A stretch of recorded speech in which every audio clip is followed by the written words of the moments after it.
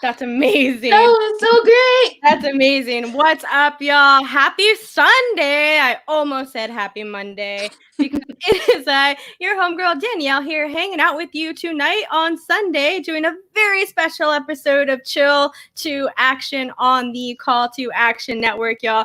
We are so pumped.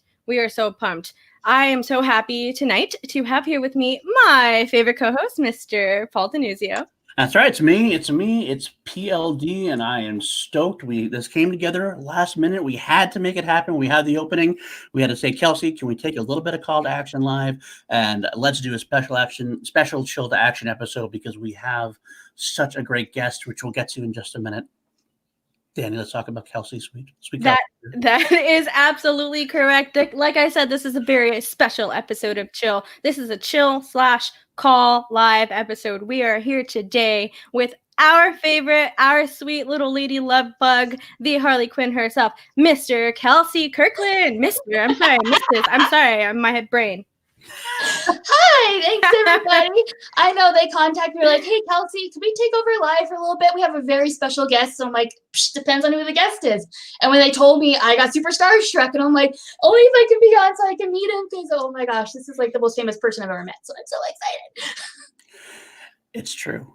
It's the legend, the legendary one, the only, and it looks like it's such a legendary guest that it might have frozen our screen for poor Danny. She is frozen in shock, so we're going to take her off the screen until we can get her back on. And instead, we're going to replace her with the greatest, the one, the only, ZAFLERTINFLOUSE. Hello, call to action people. How are you? We are doing very, very well. It is such an honor to meet you, sir. I've been wanting to meet you for most of my adult life. You have been such a great inspiration to myself, to all the artists that I love. It's amazing that the extent of your great career, and even this, look, the chat is already going nuts. Oh my God, Ed Haskell, he is here. He is. Yeah. The Flouse is in the house. Even some people, let's see, I think I saw Julie Sheridan. I know she's the mother of a great person named Brett Sheridan, who we know. She is watching. Who's this Julie Sheridan? Mother of Brett Sheridan. He's a person on, I know he went on SEN. Oh, yeah. I know her. She's very nice. Very nice. Very nice lady. And I believe, actually, your friend might be in the chat, too. A certain DJ Floby is in the chat as well. So he's going back to Germany next week. Is that true? Oh, I have so many different schedules. I'm not sure what's happening, but everything is, as they say, up in the air.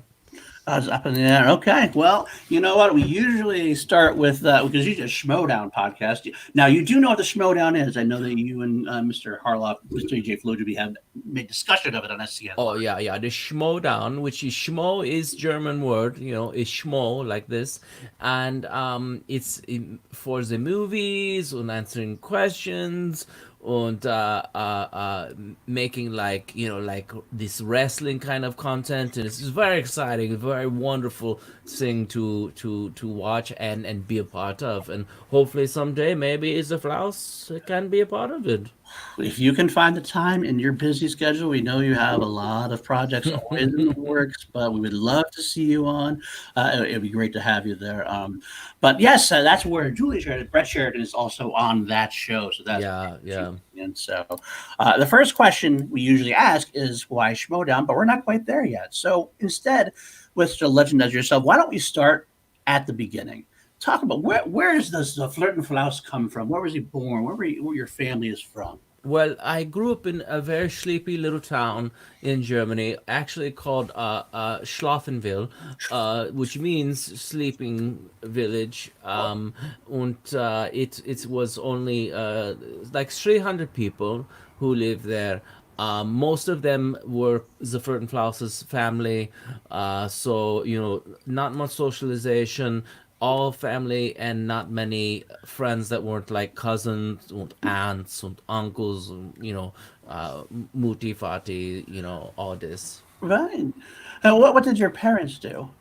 My father, he was a farmer, Oh, and my mother was a dancer. She did the like German, dancing with the clogging and whatnot, all right. and she also worked at in like beer server. So she could carry 15 beers with mugs in each hand. She had very large hands for just a small woman, but very large German hands. Well, that's very impressive. I couldn't do that.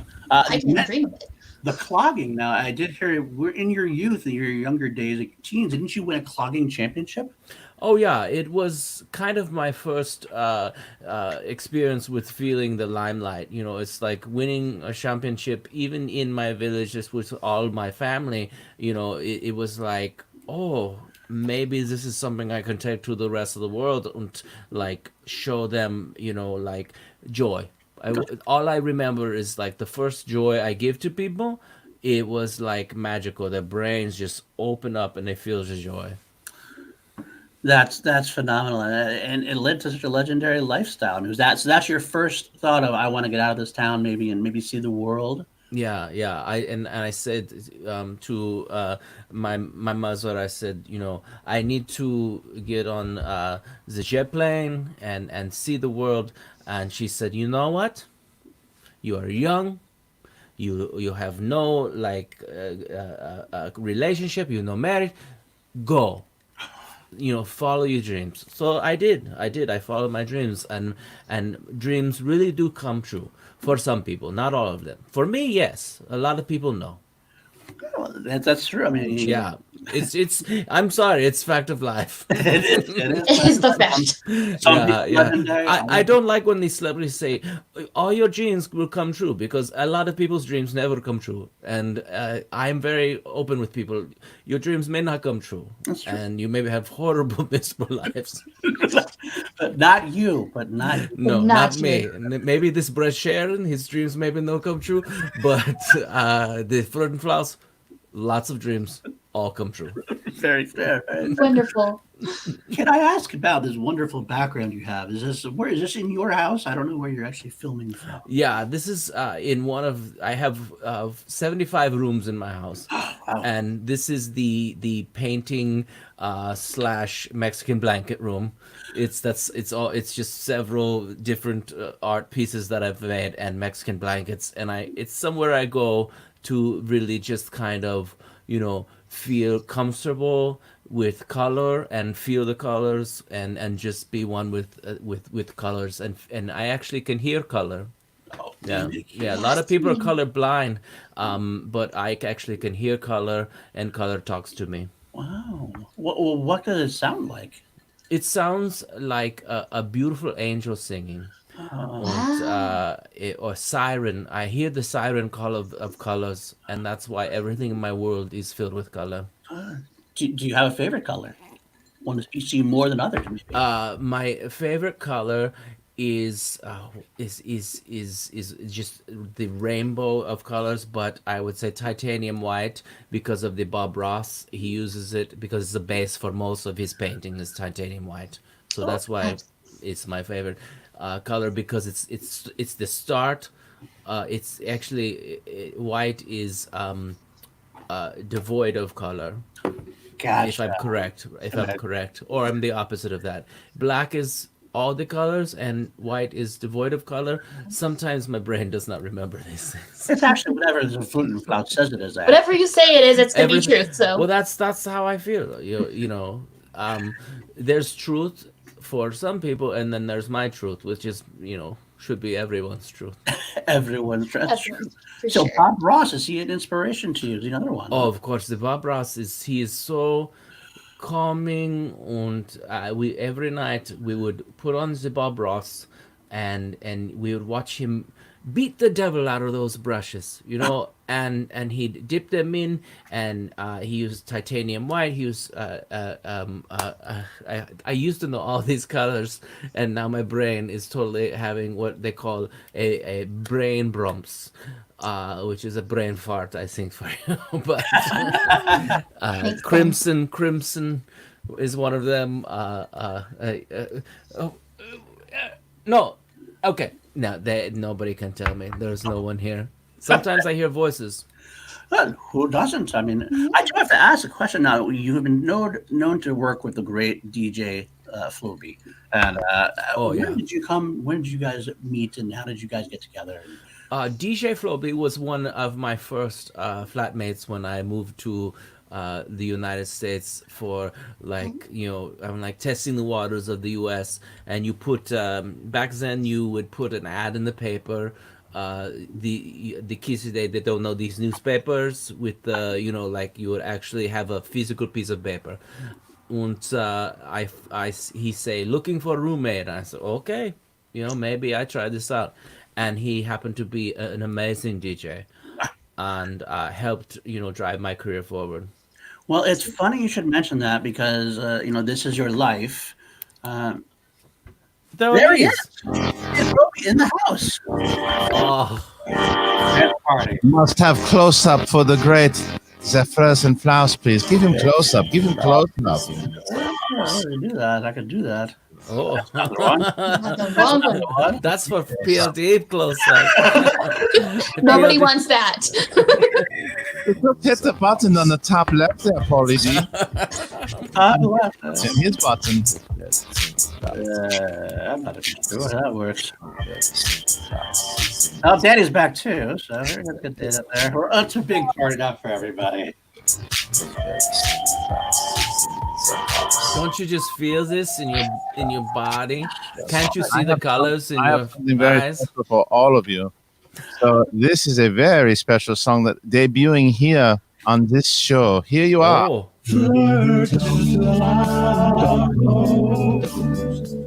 He gets into bits, you feel so hard.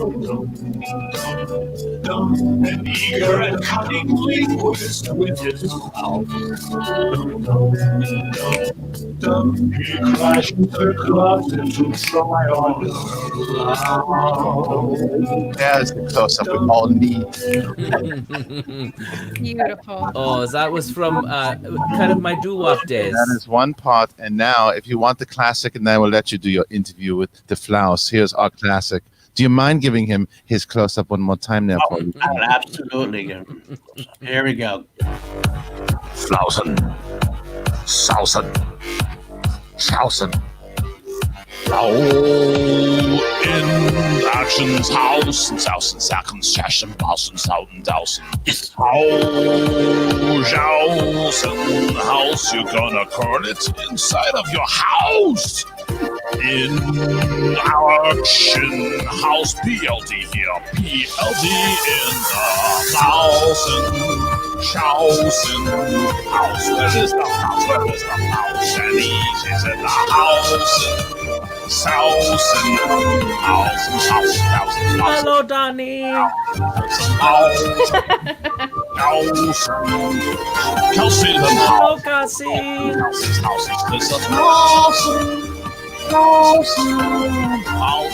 That's all you got today. All right. Oh, that's so Floby. I will be watching, waiting. Thank you, everyone. Thank you, Bye, ZAFLERTIN. DJ Floby. DJ Floby, thank you so much. Oh, Look, classic y'all. Floby. He just, Classic Floby. but that's how that he do. He sometimes he just go. It just brings you such joy. I feel so elated now. It's a wonderful thing. DJ Froby is so powerful, he made my internet work. Oh. That's how powerful DJ Froby is. DJ Floby has these things with his energy that makes like everything come alive, and that's why he found the inside of me and made me come alive, and that's how DJ Froby works. It's why you guys make such a great twosome. You guys have taken over the world by storm, Yeah. and it's just amazing to me. Yeah. Now, get Danny your king back down. You missed a little bit. We talked about his small town life, his clogging championship, the first time he left. So we're really into like his first time. What was your first musical influences as a flirt and flouse that made you want to bare your soul to the world in such great ways? Well, naturally, there, David Hasselhoff is very, very inspirational. But that was later on. Early on, it was the ABBA. Of course. Not Yes. German, but of course very influential. And I remember Xanadu. Xanadu made me feel like so alive. So it was lots of most. I would say the discotheque music was my biggest influence. Because I know you definitely did a little bit of as a rock and roll, especially when you did this album right here, live in Las Vegas. That was such a inspiration to me. Look at just your stance; you're bringing people to their knees. Can you tell us about that experience when you were live in Las Vegas? Oh, that seems like ages ago. I was so much younger back then. But to perform in Vegas, back when people could actually go to Vegas and be part of groups, that was crazy. In these times, you can't do these things.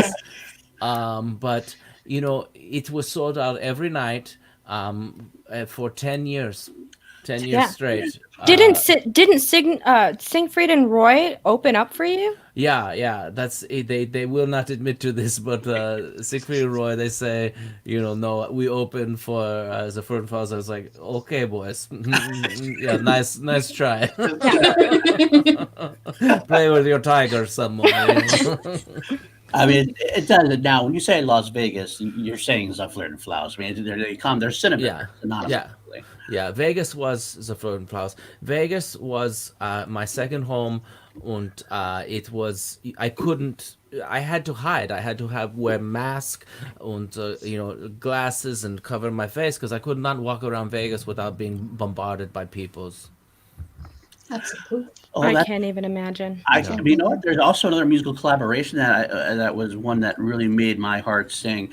Can you tell us a little bit maybe about your collaboration with where is it here? I hope it's who I think it is. Yes. You and Yanni made such a beautiful sound together. How did that come about? Yanni is when I say I hear color, Yanni really understands this. His music will lift your spirits. You could be in the deepest, darkest place, and when I say I need to be a collaborative with Yanni, because he gets it. There's some people they don't get it. Yanni, he gets it, and it was just wonderful, and we're still friends right now. He was just texting me earlier and saying like, "Oh, I heard you're going to be on this podcast," and he wanted to jump in, but he doesn't know how to use a podcast camera. So sorry, that Yanni. makes sense. Yes. Good for you, Yanni. Maybe They're- Next he's like, time. He's like they're all sold out on Amazon, and people are price gouging. You do not price gouge, Yanni. You do not do no. these things. Absolutely. No, absolutely not. Now, you've made the circuit. You've done a lot of talk shows. Obviously, this is your first time on this particular podcast. Do you have any favorites? I know that one time you were on, it was kind of a controversial episode. Maybe you can talk about it when you were on with Ellen's DeGeneres at some point. Yeah, it was controversial because she had someone jump out and scare me, and I didn't find that very nice. I said, "Why are you?" Because I'm deathly afraid of lemurs. And she had it was actually Seth Rogen dressed as a lemur, but it was still very scary, and I'm still haunts me to see something like this, to jump out, and I'm not about being scared. I'm about being very like calm. So Ellen, I love her. I love her when she does dancing and be safe, be nice to people or whatnot. But don't scare people. That's not nice. Oh. Did she ever call you up and maybe you guys hash it out eventually? Yeah, we worked it out. It's all good now. I'm hoping sometime in the next couple of months. I know she's working from home now, but we're supposed to work out another interview. Oh. Now that the explosion of the FLERTINFLOUSE is come back into the fray, if you will. Yes. Now, Flouse, I have to ask you something. There's this hit craze going on Netflix right now. I'm sure you've heard of it. I'm obviously very much into it. It's the Tiger King. And I know that there were a few rumors going on about you and Carol from the Tiger King. So I don't mean to put you on the spot right now as a FLERTINFLOUSE, but do you feel like you dodged a bullet getting out of that? Yeah, it's so yes, I love tigers. I work with I work with Zachary and Roy. So I say like maybe I'm going to meet other tigers, and I see this Carol Baskin, and I feel like she's like helping the tigers and being like a philanthropist for tigers. So I went, I visit, I have conversation with her, but something was very like I say to myself like Sie hast ein Vogel is you have a bird, which means like you're crazy in German. So I said to Carol Baskin, I said I gotta go. So I stay there for maybe one day, take a few snapshots, and I left, and I am very thankful that I did. We are Because too. I Yes, did dodge not that bullet. did not want to be tiger food. Absolutely. There's another rumor going around. There's actually another controversy that you have been involved with. He's going to be Ed Haskell's bringing it up here, Ed Harold. It says that Chuck Norris actually stole this from you. They're actually Flousisms instead of all the Chuck Norrisisms out there. It's supposed to be from the theater Flouse. Is that true? Yeah, because I think a lot of people don't realize I'm very, very strong too, and I know all of different types of fighting styles, kung fu and all the other ones. Right. So, yeah. The names, I know so many names that I forgot all the names of all the other fighting styles, but I actually trained Chuck Norris, and he does not want to admit this. He wants to be like, "Oh, I'm so tough," but yes, I trained Chuck Norris in every fighting style in the world. I know you that definitely did release recently that you had some underground activities, like where you were a secret spy agent, and you were working for the U.S. government at this point. Is that something that's been declassified now, or can we not talk about this stuff? Yeah, it's okay now because it's out. I did my job, and these things, it's now okay. But it was touch and go for a moment, and I had a lot of near death experiences, and but again, this gets me in touch with people because I feel I know the bad and I know the good. So these things like this, they help you. I did. I've heard that. Did you use these to become like a consultant for action movies and spy movies because of all your Oh yeah, knowledge, yeah. experience? Most spy movies or action movies are based on something that I experienced. Oh, I believe that. Yeah. I truly, truly believe that. I would also have to say that I recently read, I don't know, you heard the name of Brad Gilmore has written a book about Back to the Future, the famous movie trilogy of the 1980s. I read something in there that I didn't know. Perhaps you can talk to me about it. Instead of Michael J. Fox being one of the first people to play Marky McFly, they actually originally approached you. Is that true? I got a picture here. Oh yeah, that was some early that was some early shots of showing like it was a screen test, if you will, and this was very rude of them to say, but they said my accent was so all over the place. They said nobody would be able to understand me, so they got the Michael J. Fox. But again, Michael J. Fox, wonderful person, and no hard feelings, but I think I would have been able to get back in time. Honestly, I think that you might have overshown part of the problem. I mean, you're seeing that right there makes you think that you would have Yeah. overshown the rest of them. Yeah, and the movies are kind of shitty, and I don't want to do these things. I want to touch the heart on the head, and not so much make giggles for people. Absolutely. Absolutely. Now, I do know also that you would definitely learn when you're talking about your action movies and your spy stuff that you actually did briefly enter the world of professional wrestling. Mm, That you were working with the WWF back in the day. yeah. That was you seem to have such a great mind for it. That face just Oh, pops through me. I'm so Absolutely. out of shape back then. I'm so much better shape now. That was early on before I really like started hitting the gym. But yeah, that was Mr. Stinky Pants was my name. Just like, And I had a special move. It was called the Flipperuski, and it was I think a lot of wrestlers stole it and called it like a suplex or something like this. But yeah, I The actually flipperooski. yeah, Nice. yeah. That's It it genius. it was sad because I had to quit because I accidentally killed someone. And it was a mistake. I just didn't know my own strengths, and I put them in a lock, and I broke their neck. So then oh, they said, maybe you can't do these things anymore. But accidents happen. That's what you get when you sign up for the wrestling. And then So there was true. a whole controversy with the World Wrestling Federation taking the name and making it the WWE. So I mm, said, don't, if you take the name, I don't want to be part of this. Absolutely. that Makes was- sense. That's just Totally good makes sense. business management right there. Yeah, yeah. Good decisions, yes, for Yeah. sure. Now I know I did hear that there's there's a lot of controversy around the flirt and floss. I guess when you become as large of a celebrity as you are, that these things are going to bound to happen. That you do have a love child out there somewhere. Is this something true? Is this or do you know about this? I feel like the Bob Marley. Perhaps I have many love childs. I feel like you know what I have to offer. This shade needs to be spread, Hmm. and I this was all under the consent of the people I was with, and I said, this is not like relationship, but if you want a Flouse baby, then maybe you get Flouse baby, but I can't be in their life because I'm too busy with all of my other activities. But I think that of course the Flouse seed has been spread in many places.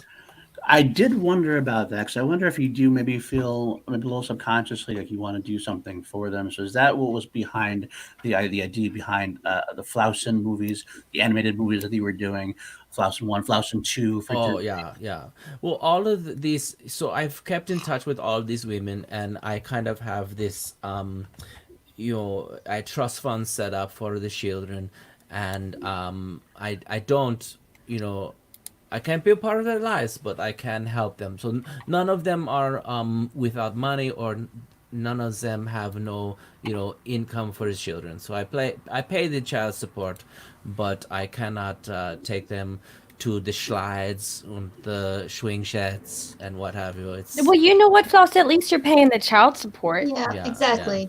Yeah. You're a busy man. You don't have time Yeah. for that. It's Yeah. understandable. You are And they the- understand. They understand the situation, I'm sure. it was a contract. It was Yeah. contractual. Oh, then there you go. you are a father to the world, and Mhm. that's Yeah. That's That what is I true. said. I said you Yeah. can't do you want the fathers to the world to be a father to your child? I can't. Too many children. The world are my children. So your heart is too big just for Exactly. yeah, yeah. one household. I get that. I completely understand that. I do have to ask this if you see my hat. I'm a big Queen fan. Hmm. I did hear the rumor that when Freddie Mercury passed, that you were actually going to be the next singer of Queen. And they had some test shots done of the video. Yeah, Possible. yeah. I was actually going to do all of the parts from the Queen. I was going to be every single member. And we Wow. did one test song, and they said, if we release this, no one will ever listen to Queen again because it's so good.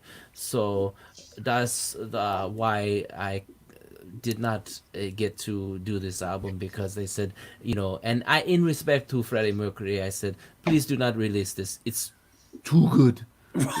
You don't want to. You can't, do not disgrace this man. He's was a wonderful man, a good friend, and I did not want to ruin his legacy. I mean, let him have his. You have a lot. Let him have his. Yeah, yeah. I get that. I understand that.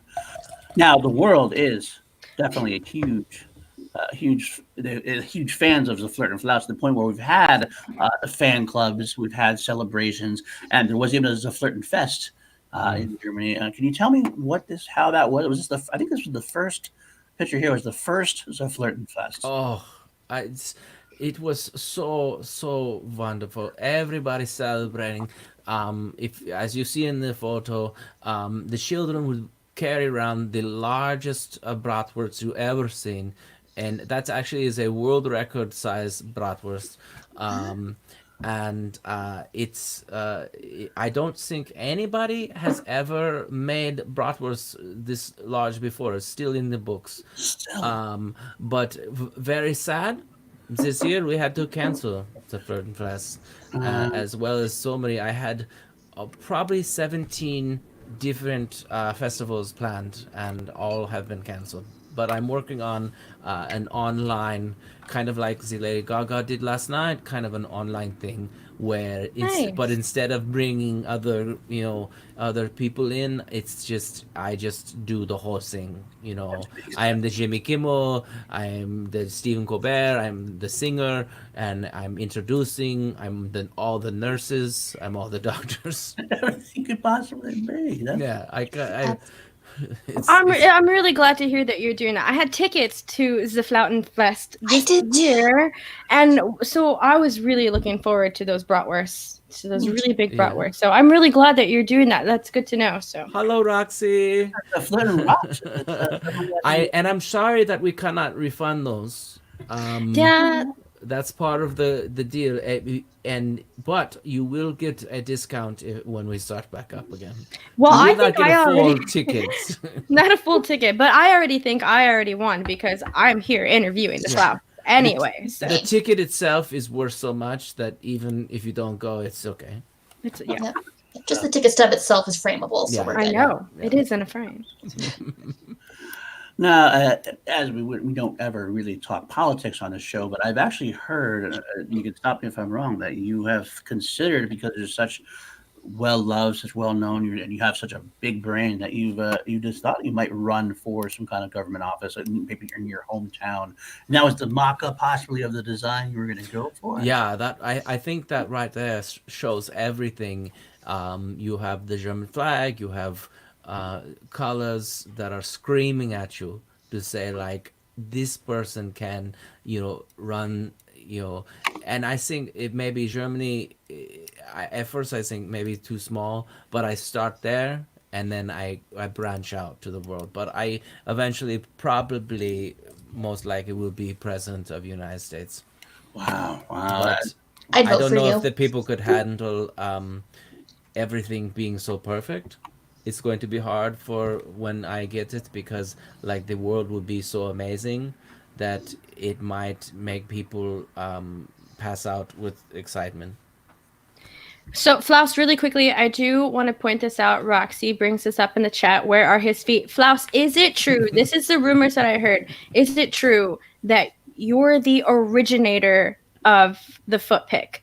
You started the foot pick trend, and that's why you won't do it anymore? Is that true? Yeah, and I feel sorry for people like Roxy Schreier who have not as beautiful feet as the Flouse, because my ranking is actually the highest ranking feet on Footopedia.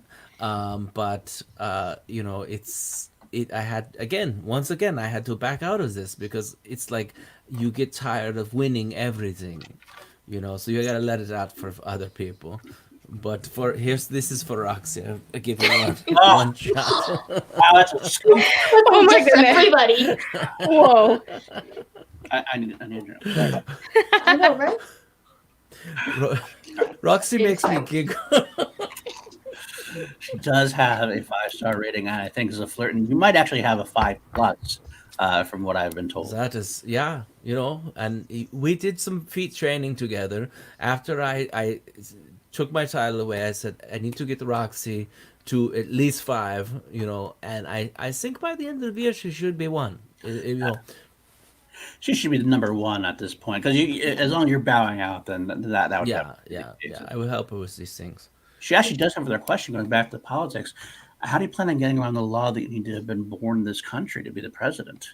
Oh, well, ZAFLERTINFLOUSE is above the law. Okay. And Total sense. Of course. I don't know if you follow politics lately, but nothing makes sense anymore. True.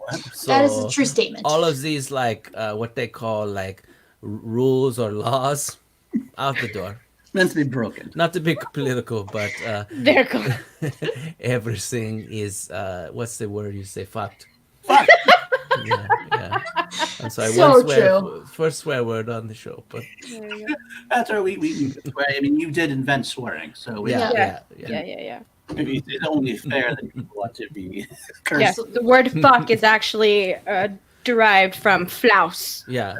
Flouse, and fuck, flirting. I mean, it's all over the internet now.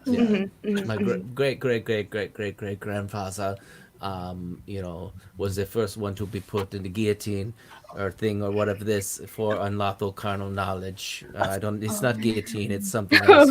But I forget what it's called also. so much stuff in my brain, I can't remember these things. I have to remember. Understand. Sometimes I forget to brush my teeth. But It happens in these days. I mean, you only have so much that you can do, right? yeah. So, okay. Well, we talked about your political career. Let's talk about your sports career. I did hear that at one point you were going to be a star football player, and I mean football. I mean soccer, of course. Oh yeah. So, you were matched up against Pele, but what happened with that? Well, once again, it's like, do people want to see one person running around scoring all the goals? Most soccer games, highest goal is maybe like 4 or 5, goals in one game. And I usually would score around like 15 goals. And people say, what is this? What is this, like American football? No. So I had to, again, it's like you have to let other people take their dreams. You can't take all their dreams away from them. So another thing where it's like, I'm sorry, I'm so good, I need to leave. Yeah. James Payne in the chat says, Flouse, I heard a rumor they were going to change the name because of that, because you were just so amazing. Yeah, Flouse, and that's, I think people mispronounce the foosball table, because I invented the foosball table and I called it the Flouseball table, but they assumed because it's called foosball, that it was, they just kind of took that on. But if you go back to the copyright, it's actually called a Flouseball table. Oh my goodness, that's amazing. That makes so much sense. It really does. It's tremendous. Well, it might be time. We do have a little bit of time for a little bit of a segment we do on this show. We call it Dies und Das. Nice. And we get to I'll two items for us, and you will decide whether which one you want to go with. Maybe you can expand out of it, if you will. It's up to you, really. Okay. To you. And the first question we always ask is the same one we're going to ask. Maybe, I don't know if you know these names under the staple on the podcast: Team Ghai or Team Trader. Schroder sounds so angry, so I like Ghai because I like guys. Like all my guys are, hey guys, what's up? So I will go Ghai. That is obviously the brilliant man that you are. You have making the right choice. I had no doubt that you would. Yeah, so perfect. That was as a little softball for you. Okay, how about this? You heard it here first. But you heard it here first. The fastest team guy. It's hard when you're around me to not to take on my perfect accent. That is true. Team Trader did call somebody Brad. Oh, yeah, that is true. Yeah. And yes, the FLERTIN/FLOUSE is Team Ghai. It is canon. It's canon. Yeah. That's what you do. As you mentioned earlier, if you do get into this showdown, you'll have to look up Mr. Ghai, and I think you'll be a great team with him if that happens. Perfect. Yes, I'll check him out. Didn't think I could love the Flouse more. That's true. Well, thank you, Jeremiah. Thank you. How about the Berlin Wall or Pink Floyd's The Wall? Oh, well, I want to take down the Berlin Wall, but I want to lift up Pink Floyd's The Wall. Oh man, so if I need to choose, that's my choice. Like you can't have one up and one down. Fair enough. That's a good go. Okay. How about this might be one you've already answered because you did mention his influence before, but we have famous German musicians. We have either Rammstein or David Hasselhoff. Well, I have to say that I am a Rammstein fan because I love to rock and roll, so and really headbang, you know. Also, I did a dance, virtual dance yesterday, and my neck hurts, and I realized that I need to maybe hit the pumping iron a bit more because my neck hurts from banging my head to Rammstein. It happens. We get does. older. All right. I'm actually going to interrupt this or that because I have a question in the chat that I did want to bring up real quick. Who would you want to play you in a movie about your life? Oh, there's so many choices of actors that I have to remember the names of. But I would say that it would have to be a hologram of James Dean. Oh, That's the only. perfect Casting. casting. Yeah, you could not. I don't think any living actor could capture me as much as a hologram of James Dean. That would be good. Oh, There's the yeah. Bradley Cooper Flouse is the suggestion in the chat. Bradley Cooper, he's nice too, but I was thinking Brad Pitt also. Yeah. Yeah, but he's not so attractive, so I think maybe James Dean would be better choice. Brad Pitt is, kind of basic.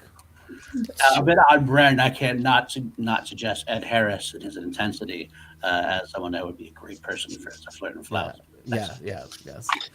But they need to be stunning. Yes. Just absolutely stunning. Absolutely. All right. How about the next? Das Schnitzel or Bratwurst? I'm a bratwurst guy, and I like veal bratwurst. I know there's a lot of controversy about veal, but I like when my animals that I eat were never allowed to stand up. It makes the meat so tender. So good. That's a tender, juicy meat right there. Yeah. Standing is overrated for food that you eat. They must Right need out to of be the very. Absolutely. Yeah. Okay. How about Stallone or Schwarzenegger? Well, we all know Arnold is a close friend of mine. That's why I gave him discounts. 10% friend discount. So I would say Arnold Schwarzenegger because, of course, I am German, he is Austrian. Stallone is, I don't know. What is he? He's I've never been able to understand that accent, Yeah, so I have I don't no know where idea he's where he's from. from. But yes, Schwarzenegger all the way. Okay. All right. In the same vein of muscular men, Hans or Franz? I would say Hans. Because Franz, there was a party back in the Chanel days, and he gave me stink eye. I did not like this, so I will always go with Hans versus Franz. Wow. No. Is it true that, speaking of SNL days, is it true that you might be in the running to do your 13th time or 14th time? Yeah. Thing? They have this 6-timer club or something. I'm like, you forgot about the 16-timer club, So 17 or 20. I don't know. It's so many times I can't even count it. But I love the SNL. I just feel like sometimes I overshadow all of the cast members. Yeah, that's probably why they didn't bring it up. Yeah. Probably. And I also am I sing. I'm the host. I run the cameras. I do all these All of things. it. Yeah. All that. So really quickly, I have my own personal this or that. I'm so sorry, Paul, but I do have my own ZAFLERTIN because this was a big thing for me to have you on here. I know that you choreographed for both of them, but I just want to know from this or that, who do you pick over NSYNC or Backstreet Boys? I'm going to go Backstreet because I think that they started it all. And in Shink, they kind of glommed onto the Backstreet Boys. If my timeline suits me right. That has to be big shade at your former clients, New Kids on the Block. That's what definitely. I mean, I wanted to say New Kids because they were the original of this boy band, except for the boy band I used to have that they stole from. But Exactly, I knew that there was bad blood there. So What Remind me, I'm getting. What was the name of your original boy band? Oh, it was called the 98 Degrees Flouse Street Boys. Oh. And like they all took something from this and made their own group, and I did not like this, but hey, it's a living for them, I guess. Who knows? Who even remembers these people? It all makes sense now. It all Is it makes true sense. they actually pay you royalties for everything? So? Yeah, because all the songs were rip-offs from all of mine. So Absolutely. Knew it. I knew it. How about progressive trance or tech trance in your raves? yeah. I definitely know the difference between both of these. So I will go progressive because I am a very progressive person. That's what actually I was going to say. You're more of a boont and not a Yeah, it's all about the bund. But I like to say like boots and cats and boots and cats and boots and cats and boots and cats and Oh, is that It's what your the- signature. yeah. That's where the name of the album came from. Yeah, boots and cats. How about German beers, Erdinger or Warsteiner? I hate to say this, but I am kind of I like the Budweiser, even though it's not like German. So if I had to choose one of the German beers, I would say Erdinger, Okay. which is a Pils, I believe. That's Yeah, I'm more of a lager kind of guy, and I like something less stout than the real German beers, so I go with the Budweiser because I want to feel American, but with a German name. Flouse, it's true that you did the voice for the Budweiser Frogs, right? Oh yeah. Did you actually? I heard that you trained the Clydesdales originally as well. Well, yes, you have to. These Clydesdales don't just learn how to ride themselves; you have to break them. I've broken many an animal, tigers and Clydesdales, and lemurs, and that's why I'm so scared of lemurs because they were the most aggressive. I did hear I did hear some kind of incident with the lemur and maybe your left leg. I wasn't sure. Yeah, I still have a very huge scratch from a lemur, but I did a tattoo around it of J-Lo, so that it reminds me Close personal friend. of my close personal friend J-Lo. Mm-hmm. Nice. Is she going to be? Is J-Lo going to be on your festival that you're going to be putting on? Oh no, of course not, because it's all me. It's all But it's going to be on. I hope she will watch it and she will pay the price to watch it. It is. I'm sure she will. Yeah. Everyone will. It'll be the highest Yes. broadcast show in the history of television and internet. Of course, yes. That's what I heard. All the money goes to me. I know a lot of people need money right now, but unfortunately, sometimes you need to just take all the money and run. Speaking of taking all the money and run, John Kaiser wants to know. Tell him about the time you stole a cement truck in Knoxville with him. Sometimes you need cement. If you need to hide a body, if you don't have cement, you need to. I think I revealed something I shouldn't talk about, but Kaiser, you stinker. Why do you do this to me? That's what Kaiser's making sure all the dirt is coming out. Yeah, it was a debate that I had taken care of. It was for Kaiser. He was so close, so I had to make this person disappear. Oh wow! That makes sense then. If it's for Kaiser, then that totally makes sense. Yeah, and I was completely exonerated. So that's what he does. He does the bank jobs. That's It was what a bank job. Yeah. That's what it is. Yeah. Jimmy the Bank Furstenstein. Yeah, that's what his name was. Yes, absolutely. Of course. Yeah. He was a bad person. I don't feel bad for making him disappear. A lot of people wanted him gone and couldn't take care of it. That's why Kaiser called the Flouse. Yeah. You have a particular set of skills. Actually, you have a particular set of all skills. Yeah, every skill. All of them. Yeah. I have skills that people have never even heard of, and they will be revealed someday. Someday. Oh, okay. Well, I'm going to end this or that on that then, and we should get the chat, if you want to start throwing in some questions, this is maybe your one time to talk to directly to the Flirtin' Flouse. So Absolutely. This doesn't come every day, guys, to get some No. good questions. and hey, you did mention maybe going to the Schmodown. Maybe the dungeon's going to select you. Maybe that's what Kaiser's putting it forth. I put it out there. Maybe that will happen. We don't know. You don't you know. stinker. Maybe I find cement truck for you, Kaiser. maybe no Kaiser disappears. I don't know. These things happen.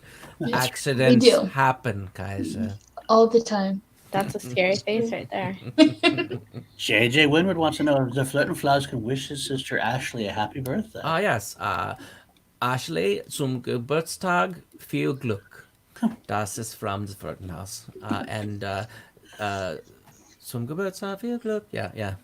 Zum Geburtstag, liebe Ashley. Zum Geburtstag viel Glück.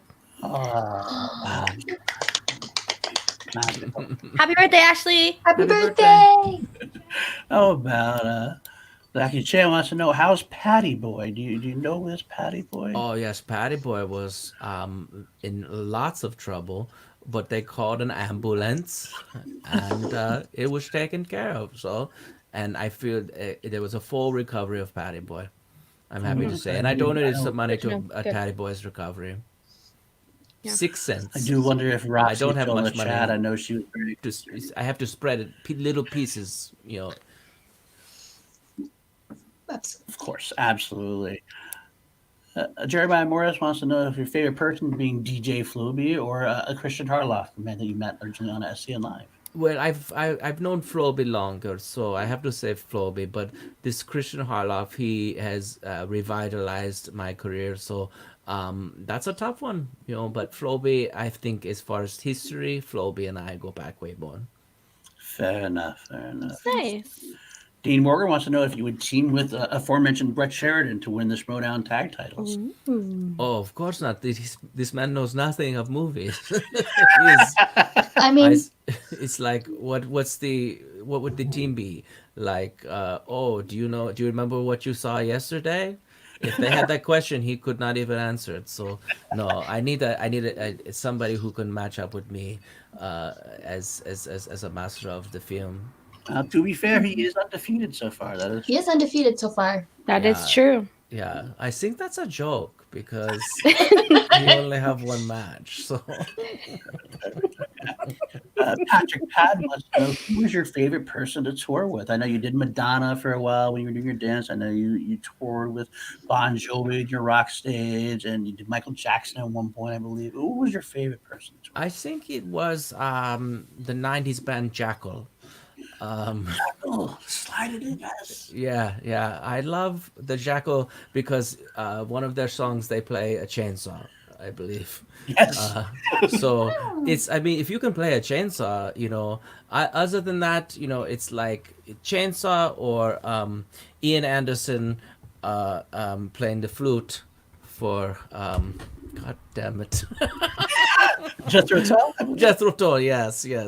So the flute is a very interesting instrument, and also the chainsaw. So those two together, I think if we could get together and do both Jethro Tull and Jackal, I think we would be great. Ben Rayner wants to know if you've heard of the Schmodown manager Finstock, and could you beat him in a Schmodown match? I think I could beat Finstock on anything. If it was a like just walking contest or something, like this. He's a very strange person, and I don't think he can hear colors like me. So yeah, I think I could beat him. I think you might be right on that. Well, we'll know. We'll be talking to him in a couple of weeks, so we'll ask his opinion on that. So I'll have to see what he has to say. Yeah. J. Scott, for real, what's the most essential part to tough hair care? Oh, yeah, it's all about the VO5 hot oil treatment. So you have to give it lots of treatments, and then just a spritz of a hairspray. Aquanet, you have to go old school with it. You can't use this new stuff that has like things that don't ruin your lungs. You have to use the old one because that one really gets into your lungs and also keeps it nice and tight. Very true. Well, I guess that actually answers. Sure. Ask how do you keep it in place? Now we know a little bit of that. Yeah. Yes, it's definitely you have to use a very old hairspray. I actually have hairspray that used to be my mother's. The can is this big. Like they used to make them this big, and they lasted you for 40 to 47 years. So I still have this. Perfect. Awesome. Jeremiah Morris wants to know, when did you find the time to write the books for Stephen King? We know that Stephen King is maybe your pen name, or how have you written those books with all of the things you've done in your career? Well, I think we talked about this on the SEN, but I do clone myself. I have many clones out there, and they never are seen, but they are trapped in my basement and they work for me. So they get fed. People say, do you feed them? Yes, of course I feed them, but they just can't see sunlight because that would make them want to leave. So yes, the clones do all this for me. That makes a lot of sense. It does. I would think that in a Yeah. way. Samantha Ramirez says she's a big fan of your charity work as well as your music. We all are. What's your inspiration behind the Flouse in Your House Foundation? I just felt like if you have a charity, people like you more. So, and it's all about making yourself feel better. So if you have lots of money and you feel guilty for having your money, you start a charity and then people say like, oh, this person is good. But the thing with charities is like, you have to talk about them all the time. You can't just give the money because then who's going to make you feel good about yourself? You have to constantly talk about your charities and really tell people about it. Because I'm going to tell you how good you are. Yeah. All about. No. If you silently give to charities and they don't, you don't get any recognition, how does that even feel good? No one What's the understands. point? Yeah, Yeah, exactly. what's What's the the point? Exactly. What's the point? Can you? We did explain the paintings earlier, Dean. I believe you mentioned that it's part of the house. Oh, yes. This was something I made with my clones. We each got to pick out a different area. It was we have painting Mondays where I interact with them in a way that isn't, making them do the writing and the singing and all this. So we kind of created this, and there's a rainbow here, and I think there's even a piece of pizza on this side. No, this side. Yeah. So, and one of them really likes pizza, probably because that's all I gave them to eat is pizza. That's very nice of Well, you. that's super nice of you. Yeah. That's an essential part of a clone's diet anyway. I believe it's just pizza and soda and candy of some sort. It has I'm all the sure. food groups. It's Yeah. it's not Very it's balanced. not delivery. It's a journal. Yeah. Okay. And Chris Adams wants to say, he wants to give a message to Brett Sheridan. If you could, I know you go back into SEN. Yeah. Leave this message for him. Wants to let him know that how much of a treasure he is and that he deserves a lot of praise. Oh, danke. I will say something to him when I see him next. Sometimes it's hard to talk to him because he's always crying, but if I see him and he's not crying or hanging his head in shame, I will say something to him. All right, because if he's crying, you don't want to interact with him. No. Yeah. no. You want to get No. far away from that. Yeah. All right. There's actually a question here. Is it true that Marvel Studios offered you the part of Captain America? Oh, I have heard this before also. I did too. Yes. Yeah. I actually heard that as well. Right Yeah. there it is. Again, we did some screen tests, and they said that you fill out the costume too much, so it was too much muscles. So I tried to lose the muscles, and I couldn't do it because it's something ingrained in me that just muscles want to pop out all over the place. So I said, you know what, let someone else have it. I didn't see these films going anywhere anyway. And they did. I don't think they did too well. No, they were No, okay. no. They're okay. I did hear that you actually, when you flexed your pec once, you broke one of the cameras. Is that true? Oh yeah, they tried to charge me for that. I'm like, no. What? But they Charge still kept your mold, like your body frame mold for. Oh yes, it's in the Smithsonian. Yeah. Yeah, perfect. Oh, what a David B. Music wants to know which world leader is the Flouse's favorite. Would of course be me. When I rule the world, I will be me. I can't pick someone who is lesser than me. Of course. Why would you? Absolutely. Flouse has the true America's ass. That's true. I mean, even That is true. Yeah, definitely. yeah. Have you ever colored the tuft? Maybe a red for Valentine's Day, green for St. Patrick's Day, red, white, and blue for the 4th of July. One time I did unicorn and put it up for fun, for charity, for the children. But other than that, you have to keep it always just perfectly same color, same swirl, because it's all about consistency. Yeah, it's your trademark. Absolutely. Yeah, it's Don't want to straight- mess with perfection. No, Consistency. Yes. consistency. Yes. For sure. Absolutely. It's important to be consistent at all times. Yes. Lucas Shashek wants to say, has the Flouse had any complications as a result of having any of his stumping clones out in the wild? Yeah, one escaped one time. Luckily, I had tranquilizer gun, and I just and brought him back in. I haven't had to exterminate any of the clones, which is nice. You know, it's you don't want to. It's like looking in the mirror and then killing somebody who looks like you is very scary. So, Right. but if it came down to it, I would have to do it because they can't know, Right. the world. And it's only you who can do it. You're the only one who is able to kill them. Like, no matter what any of us do, even if we tried, No. it wouldn't be able to be taken down at all. It's got to Yeah. be from your own hand, right? Yeah, I would have to use just pure strength Yeah. to do it with my body. Just so. Yep.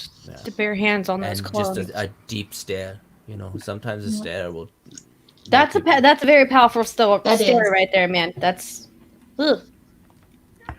Will Franklin wants to know if it's true you are related to Hansel and Gretel. The fictional characters? No, I'm not.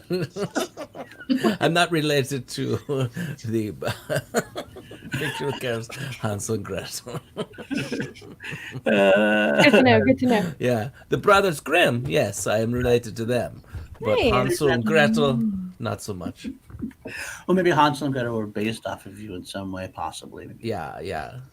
Like I would let a witch eat me. And you're laughing. At Not on my watch. Not on my watch. Ben Rayner wants to know, what is it like mentoring Mugatu? Oh, yeah. This one totally makes sense to me. Maybe one of you could explain. Well, Mugatu, as you know, was a Yes. very famous fashion designer. He worked with Derek Zoolander, the famous Derek Zoolander. Ah, yes.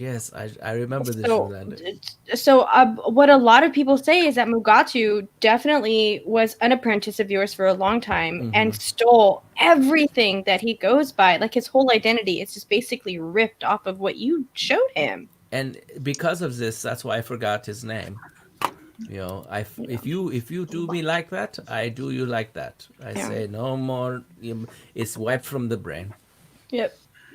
Yeah. So, Ben, it was a big mistake to bring up Mugatu, and because Yeah, it's obviously deep scars right there. That one I wiped out of my brain long time ago. Yes. So did anyone who watched Zoolander Part 2. Yeah.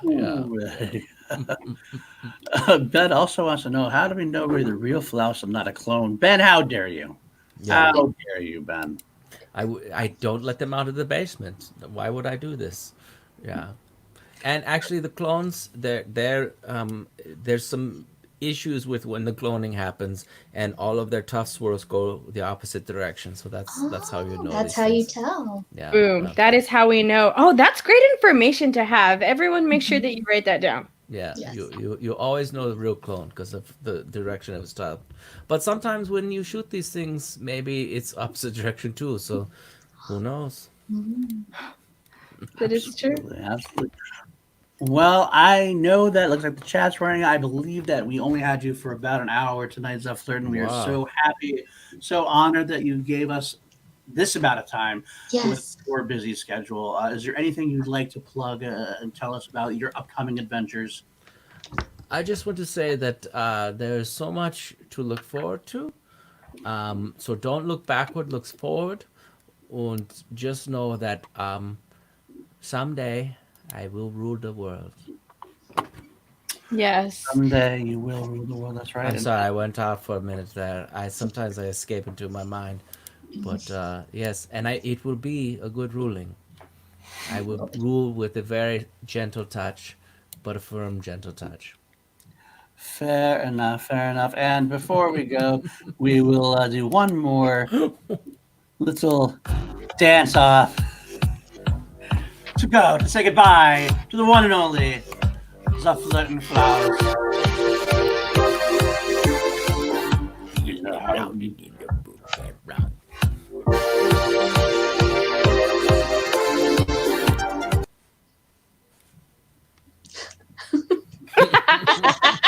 We lost the music for We the last did. music. We lost it.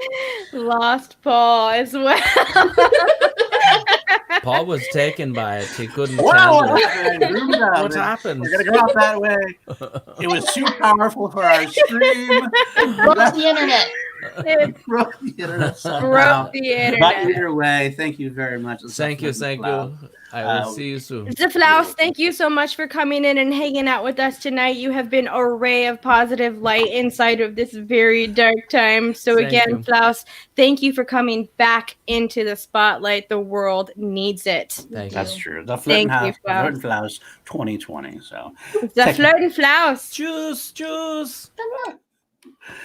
okay, everybody. Thanks again for this FLERTINFLOUSE. And thank you again, DJ Floby, for also making an appearance. Yes. Everybody in the chat. Now, stick around, guys. I don't know if it was ever made clear, but we did tend to hijack Kelsey's Call to Action live show. So we are going to turn this over to Miss Kelsey, and we'll do a little bit of our Call to Action live show, talking about the Schmodown happenings this week. Kelsey, I turn it over to you. Yes, thank you guys so much for joining us for that amazing chill episode. I still can't believe I got to meet him. Like, it's just like mind-blowing that this got to happen. So thank you for offering this opportunity to have this happen on my show, guys. Danny, Paul, it's life-changing. Thank you. And so now we're going to move on to a way less impressive portion of our show, but still fun. We are going to do Call to Action Live, where we talk about the match we had this week on Schmodown and speculate a little bit on things that are upcoming in Schmodown as well. So we've already introduced ourselves, which is usually what the next thing we do is. So let's just go on to the match, I guess. That's right. This week's match, Ace versus the debut of Robert Parker. Wow. Oh, it's a true Schmodown debut. Wow. 2 debuts. No, actually, Ace had a match in season 2, I believe, with the Wangers at some point. I believe so, but they Tag did team. mark it as a debut on the Mark it Schmodown. debut. So it's not like he has like an 0-1 or a 1-0. Right. Whatever okay. it's called. It's a total debut for Mr. Andres Cabrera. I love to say his name. It's so much fun. You would. Yeah. You would, definitely. We'll leave that to you. I'm just going to say Ace because I don't say it as impressively as you do. I don't have quite the rolling of the R's that Danny has. Yeah, as well. I can't do that. My I mouth mean, I won't can't do speak that. a lot of Spanish, but I can roll my R's. Hey. Hey. But Kelsey and Danny, let's face it, this was for one of them, it was a very, very extremely impressive debut. It was. The other one, it was not quite the debut he wanted to have, I think, is what it all rolls down to. You know what? I think that we all know that Robert Parker did an excellent and amazing job. Robert Parker literally did not miss a single question in this entire round. No. But I don't think that Ace did a bad job. I think that he did a pretty decent job with the showing. I think it was very obvious that he was rusty, especially getting a category that he felt strong on and then just didn't kind of show up for that category. Yeah. Well, Samantha does say it in there where they were some of the more harder Harry Potter questions that had been shown in the league at that point. So That's 100% That is true, true. Samantha. I absolutely agree with that for sure. Parker will do better next time. I'm not sure how much better he can How do. can you do How better? can you do better? Good. He got every question right and made some seals. Unless you're talking about maybe he meant Ace is going to do better. And it could be. I think Ace, honestly, probably is a lot better than it looked like. I mean, because he was going up against somebody, Robert Parker, who had such an impressive debut. It was hard to look good at all. If he was up against somebody a little bit like more, not quite at that level, it might have been a better match, and we might have had a better appeal to him. We've been like, okay, he had an okay match, and he goes somewhere with it. It just looked bad because of who he was against. And who knows what the mentality he was in coming in, because like think of how hyped Parker was, like just about a beast everyone's been talking he is, stuff like that. Picture going up against that for your debut. I would be in my head. You know what I mean? Like I would overthink questions and kind of like, okay, I got to get this right because, oh my gosh, my kid's Parker and people have been talking about him. You maybe psych yourself out a little bit. I'm the opposite. I don't feel like I would at all. I feel like I would go in there knowing that I have nothing to lose in this match, which could also be a bad thing, which could make me feel like maybe that would be something that I wouldn't prepare as much because there's so much hype around Robert Parker. Everyone expects him to be this type of player in the league. And so what am I going to do? I'm going to stress myself out for this fucking dude who everyone is claiming is going to romp on Kevin Smets and run and dominate this league. No, I'm a chill. Like, I don't have to stress myself out that much because if I win, woo, I beat the kid. And if I lose, no one expected me to win anyway. Right, absolutely. So that's but that's just my personal mentality, how I would go into it, and I could see that could be where someone would be a little bit lax on studying and going into something like that. But I think if he just does a little bit more deeper dive, especially because we all know where the inner geekdom is now, you gotta study. You really got to get in there and understand some of it.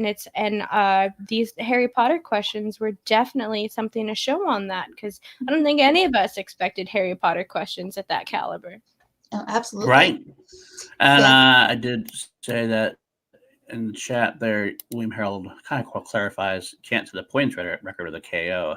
That's true. If he goes up against somebody like a Smets, you could be seeing points record shattered. At that point. So that's because they're just going to go point for point with each other. See a 45-minute sudden death category. That would be glorious. That's exactly what would happen between Kevin and Parker. Like they would go into sudden death, and we'd be here for fucking 45 minutes.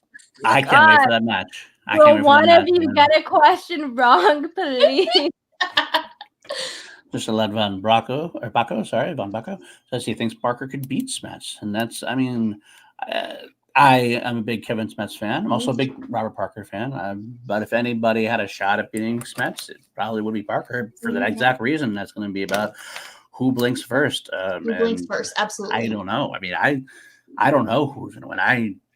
My heart says that it's still Smets, but I don't know. I can't say. But all I know is that whoever else faces them has got a tough road ahead of them. And that includes Chandru, that includes Kalinowski, that includes anybody else. Although Kalinowski actually might not be doing interview. I possibly heard that this year. He's going to concentrate more on singles and tags.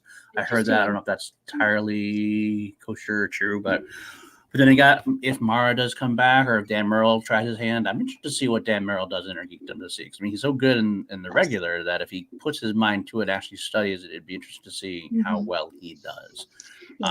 But it's like you just said, if you're not in it to win it, like you might as well not even try, because you got to be on your A game the whole game. There's no slack. Absolutely. I agree. I will always stand behind Kevin Smets. I will never not root for Kevin Smets. Kevin, if he's competing against anyone, I'm rooting for Kevin Smets. But I think Robert Parker, if there was anyone who I could think that could give Kevin a run for his money, it is Robert Parker. Right. I think a fun match to see down the line that we know will eventually happen at some point is Robert Parker versus Chandru. Yeah. Yes. Yeah. And I think just because the history with Dandapani and Smets, and just Kevin has always been super open about how that was his toughest match that he had to compete in. So I think watching Parker and Dandapani against each other would be a really interesting match to see how they would level up against Kevin. Right. Very true. Sounds very true. Jeremiah Morris also brings up a good point that one of the things we might not know about is Parker in the buzz round. We don't know that because we know that's Ben Bateman, big advantage for him. Yeah. And same with the betting round too, because there's a lot of strategy involved in that. So like that's a big gameplay. What's Parker's gameplay like? You know what I mean? Although will it be? Because I mean, as far as betting round goes, if there are people who are not missing anything, and they both bet 3 just because they know everything, that's true. It might not be as. I think that the speed round might be the make or break round for this one, for that kind of match anyway. But we are looking ahead. Well, we are still looking ahead. I mean, that's hard not to. It's hard not to, but Smets has to beat Chandru, and Chandru did, take him to the limit last time. It was a match. It wasn't a walkthrough. We don't know who Parker's going to face next. He could face Brandon Hanna possibly next. He could face I don't know who else was out there at that level. That's what whenever we finished our reaction, it was myself, Alex, and Nat on the reaction for the match. We were trying to figure out who we would think Ace would go up against next. Like who would we pit up Ace up against after this? And we were just trying to go back and forth with it. And I think some of the names that we threw out were Emily Jacobson. Emily Rose would be a good one. Maybe Adam Lavick. Emily Jones. Adam Lavick. Possibility. You never know. It's a possibility. Maybe there you go. Some people were Alex Damon. Could be talking about Damon for Parker next. That could be Parker takes on next. I think Hannah is more proven in her geekdom than Damon is at this point. So I'd want Damon to face somebody else before he had to face Parker. Me too. Me too. I think Parker wants to face Damon though. We saw him take the mic from him in Atlanta, and just like so that I think that match is wanting to have people are wanting that match to happen, especially after the little bit of trash talk and things that happened. Very well. Roxy probably wants to see Damon beat Parker because she was offended that he took the mic from her, and I don't blame her because that was their moment. Right. Right. Parker's doing a great job with the show, isn't he? Right? Yeah. I think I mean he's not being super into a character, like he's not deep diving into this totally different sort of character, but I do think that he's coming out with a particular type of confidence and swag. Sorry. With a particular type of swag that he comes out and he carries himself very well. And I think that especially because Parker has been involved with the fan leagues for a long time, I think this is a good testament to how serious some of these competitors in the fan leagues take the show, because it's not just kind of coming out here just I'm on Schmodown now, yay. He came out here, he did a thing, showed face, came up, looked very well next to Kaiser. Yeah. They look like they got they look like they have a good solid vibe going on. That cutscene that we got before the match was amazing. I love the three of them together. Wasn't it so fucking cute? I thought it was Adam Witt in the back. It was not. It was the other guy from the Butcher's Boys, and I can't think of his name right now. Owen Mugen, yes. It was Owen Mugen in the back. That was such a great cutscene. It was super cute. And that's a good point. That's got a good point. He's a dungeon. You can have swag. But I mean, that's where swag got their name. Swag got their name from that poise and that style, and that's what he's coming out with. He's coming out with this really big sort of confidence that I think is good for him, because he's hyped up as much as he is. He needs to make sure that he comes out with that good, solid, strong character, and he's doing it. And I think he's doing a great job so far in the show. And I'm so proud of you, sweet baby.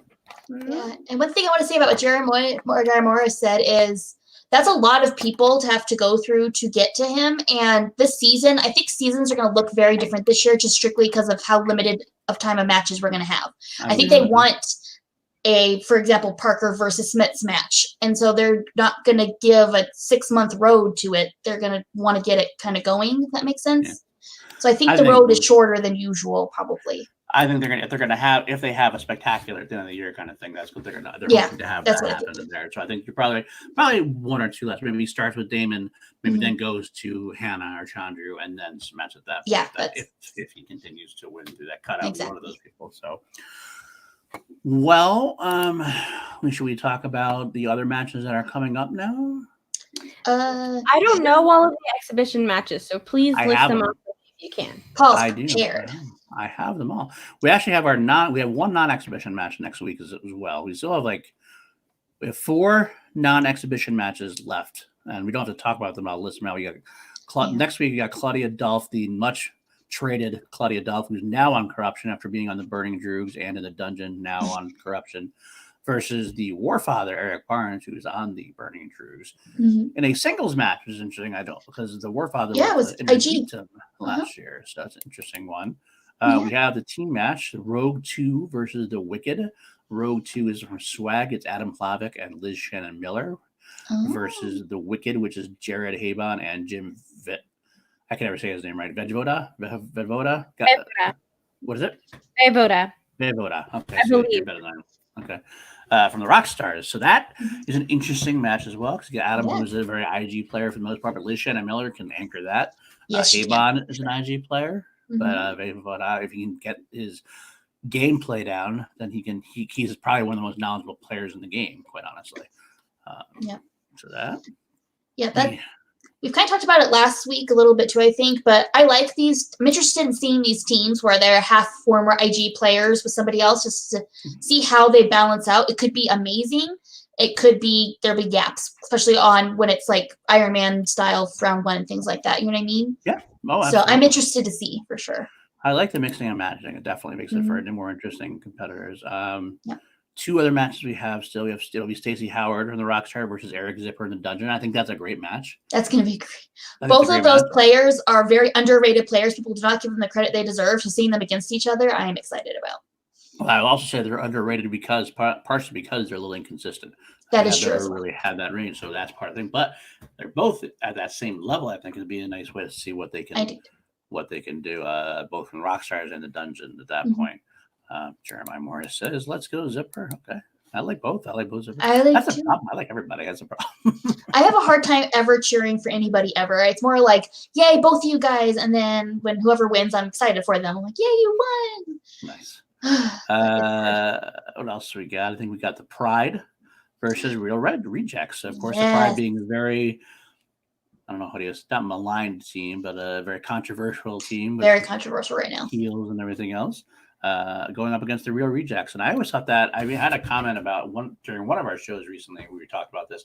I think it's a good match because the Real Rejects have been playing more to win recently. They've been deciding that they were going to study a little more, and they had a great output during their last match. They scored a lot of points in their win. Absolutely. So I'm interested to see what they do against the Pride, and we can see if the Pride are going to be heels or not. That's what I'm interested to see is like character work wise, what's going to happen with the Pride? Like, are they going to acknowledge all the controversy that's happening everywhere, or are they just going to like ignore it, do their thing? I'm excited to see what if you ask Andrew Ghai, he'll say you lean into it more. You lean into it more, and I agree. Like you can say, don't say he'll just go ahead and say you, or no, you can't say that because there's no cursing anymore. But you're wrong. I do what I do, and you don't like it. You know. Yeah. So I feel like bringing it up or mentioning it kind of feels like whining in some sort of way, unless for lack of a better term. Like if that offends anyone, I don't mean it. I know your point. An offensive sort of way, but like I think that from here, okay. So I'm saying this from obviously from a biased perspective because we all know Rachel and Ben in a sort of way that like we all understand that these are characters that they're playing, but we love these characters and we appreciate and always accept these characters for who they are. I don't think that I don't feel like they have to give us any sort of explanation. They don't need to explain themselves in any sort of way. Play your characters, do what you need to do, and we're going to accept it no matter what. At least me, how I am. I know that there's going to be plenty of people on the internet that are going to want to comment and be like, now you don't care about it? Say weird random comments. But I would prefer for them to lean into it in the way that it's not acknowledging it. Like they don't have to, in a way that you don't have to explain yourselves. You don't have to explain yourselves. No, fuck that. Fuck them. Do your shit. Be your heel. Do all your shit. I'm going to follow you. I'm going to support this team and love this as a heel team and believe it's a heel team if you continue to be a heel team from here on out. And that's my opinion. Hashtag Danny Rant. Hashtag Danny Rant. It was taped before the controversy, actually, so probably won't be any mention of it. That's probably a good point. That's a very good point, Jeremiah. But I feel like there's behind the scenes controversy too, though. We got that being said, like while being there. I would say that again. I think the only way you could do it, they could mention just by saying, "Yeah, there was controversy, but we don't give a fuck. We're gonna do what we're gonna do. If you don't like us, you don't like us. Fuck it." If they do something like that, then it's okay to bring it up as long as you bring it up and squash it. Yeah. Squash it right away. Yeah. We can do whatever the fuck we want to do because we're heels. We're heels. We love you, Rachel. You know that. We We know love you you love you, Rachel. guys. It's just gonna Love you become so a much, funny thing. y'all. I mean, Seriously. if there's any group that could appreciate the heels thing and claim that, it's our group. Because Yeah. we constantly have to explain to people in the group what heel is, and so That should Um, that weird heels quote is like going to be on the call to action gravestone. Like when Yes. call to action gets a gravestone, it's gonna have the quotation, "We're heels." yep, absolutely. all right, we do have some of the exhibition matches as well. The big one coming out next week is the championship, the 4 champions. We got That's gonna Alex be Davis insane. versus Kevin Smets versus John Roca versus Dan Merle.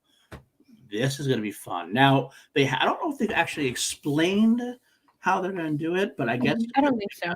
I believe what I've heard from behind is that there was going to be some IG, some Star Wars, some single. That's to make it fair for the IG and Star Wars players. Mhm. It was like I forget exactly how it went down. If I don't look it up.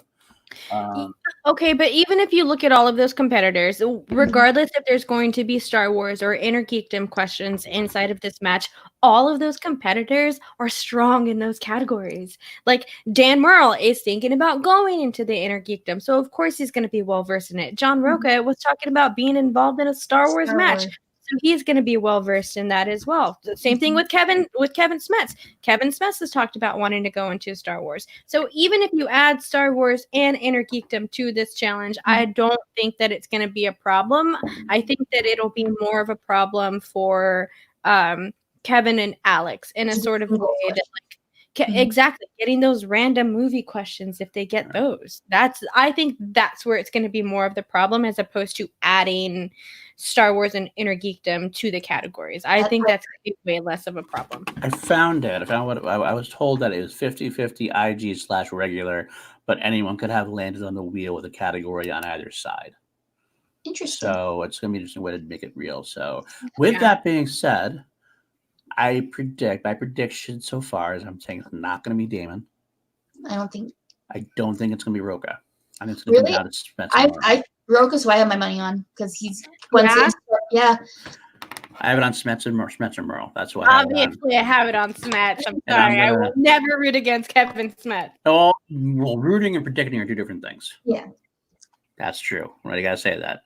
I would root for Smets as well. I think I actually still predict that Smets will win it too. I think it's gonna be Spencer Merle, but I think I'll go with Smets. That's my prediction. I think I would legit cry if Kevin won that. Like watching, I might not do the reaction for it. I think I'm crying now. Just like if Kevin won that, I would just be so proud and happy. It would be Yes. Samantha agrees with me. Yeah, but either way, it's gonna be a great match. These are all amazing stories. I forgot. I think all of us are basically out-ruling Damon now. I think so too. I think Damon is definitely the underdog in this party, but I don't hold him back from anything. I think that he would do just as well. We've only seen his Star Wars though, like made in IG a little bit. But I mean, like we haven't seen anything singles. We don't know if he's got a secret hobby where he just happens to like watching tons of movies. We just know about the IG Star Wars stuff. So I can see why he is definitely the underdog in the story, but he could surprise us. He could, absolutely. So this is, I think, more than anything, if that's the case, the 50-50 IG, 50-50 regular, it's more than even usual. That's going to come down to like wheel spins and I think that nature. So round 2 is always the round that makes or breaks a match, at least in my opinion. Yep. So. Okay. And the other exhibition matches we have so far, they're not decided as far as dates go. We got the Scott Mans versus Ben Bateman in the movie release dates championship match. I know who do y'all have? Who do y'all got? I think Bateman's getting a slice back. I think Bateman is too. Hell yeah. Bateman's gonna get his slice back. I think Bateman is just gotten stronger in the category. It's just, and he was already scary in it, and he's gonna get it for sure. He dominates this league. Of course, he's gonna take that slice back. Bateman's hungry. I know. Look at fucking Morris over here. Take Koyama out, put Manson. That's what you got your everybody. That's what he's gonna do. Bateman's hungry. Mance has been out for a little bit, and not that he needs to study or anything for it, but I think Bateman wants it more at this point. And give it a one-on-one situation. I think Bateman's got that in a heartbeat. I do too. I'd be surprised if he lose. I'd be surprised if he lost that one. Yeah. I feel like right now at this point in Bateman's career, I'm hard pressed to put anyone over Bateman. Yep. Like I can't see anyone at this point other than Dan Morrill. And even then, it was close. It was a close match even with that. So, like, Yeah. Bateman is definitely a top player in the league, and he's Just a quick sidebar, y'all. How proud are y'all? How proud of Ben are y'all? Like, seriously. I cried so hard. It's spectacular. Like, people are making fun of me around me, but it's like, No. I was very proud. I love I still will watch that late to the party clip that showed at the end when you got Spets and Ben together with the belts for the They're so Action Army. Oh, yes, that picture. Oh. I love it so much. Oh my god, memories. I need a live event stat. Come on. Yeah. I know that a lot of us on the Action Army always kind of joke around about Team Ghai and Team Bateman, but at the end, yeah, exactly. This is my point, what I'm talking about, Jeremiah. But at the end of the day, we are always hashtag Team Action and hashtag Action Army. So, yeah. I am very much Team Ghai, but I know that was definitely good to Bateman get his fair due, and he worked so hard to win the belt. So I think that's what makes it so much more fun for us. belt, We know. Yeah. Yeah. Found Exactly. the belt. Okay. We got the romantic comedy fatal 4-way match. It's Janine versus Brianne Chandler, our guest on show tomorrow. Drew Grant, Video Guru, and Josh McCouga on the romantic comedy. Andrew Ghai has stepped away from it. He was originally going to be in it, but he decided he didn't want to. Yeah. So Drew Grant decided to slip in under the Drew guise and become the replacement Drew for the match. I'm excited to see Drew Grant in that because I think we all know where everyone else stands in this category.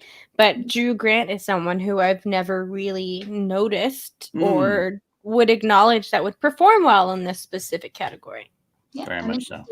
Yeah, it's gonna be a cool I did do whenever we were getting ready for Janine on Chill. I watched her matches. I think I watched maybe about 6 or 7 of her matches, and any question that she got, whatever category, I was writing down the categories and then whether or not she would get it right or wrong. And I think maybe out of 15 rom-com questions, she got 2 wrong out of her entire career.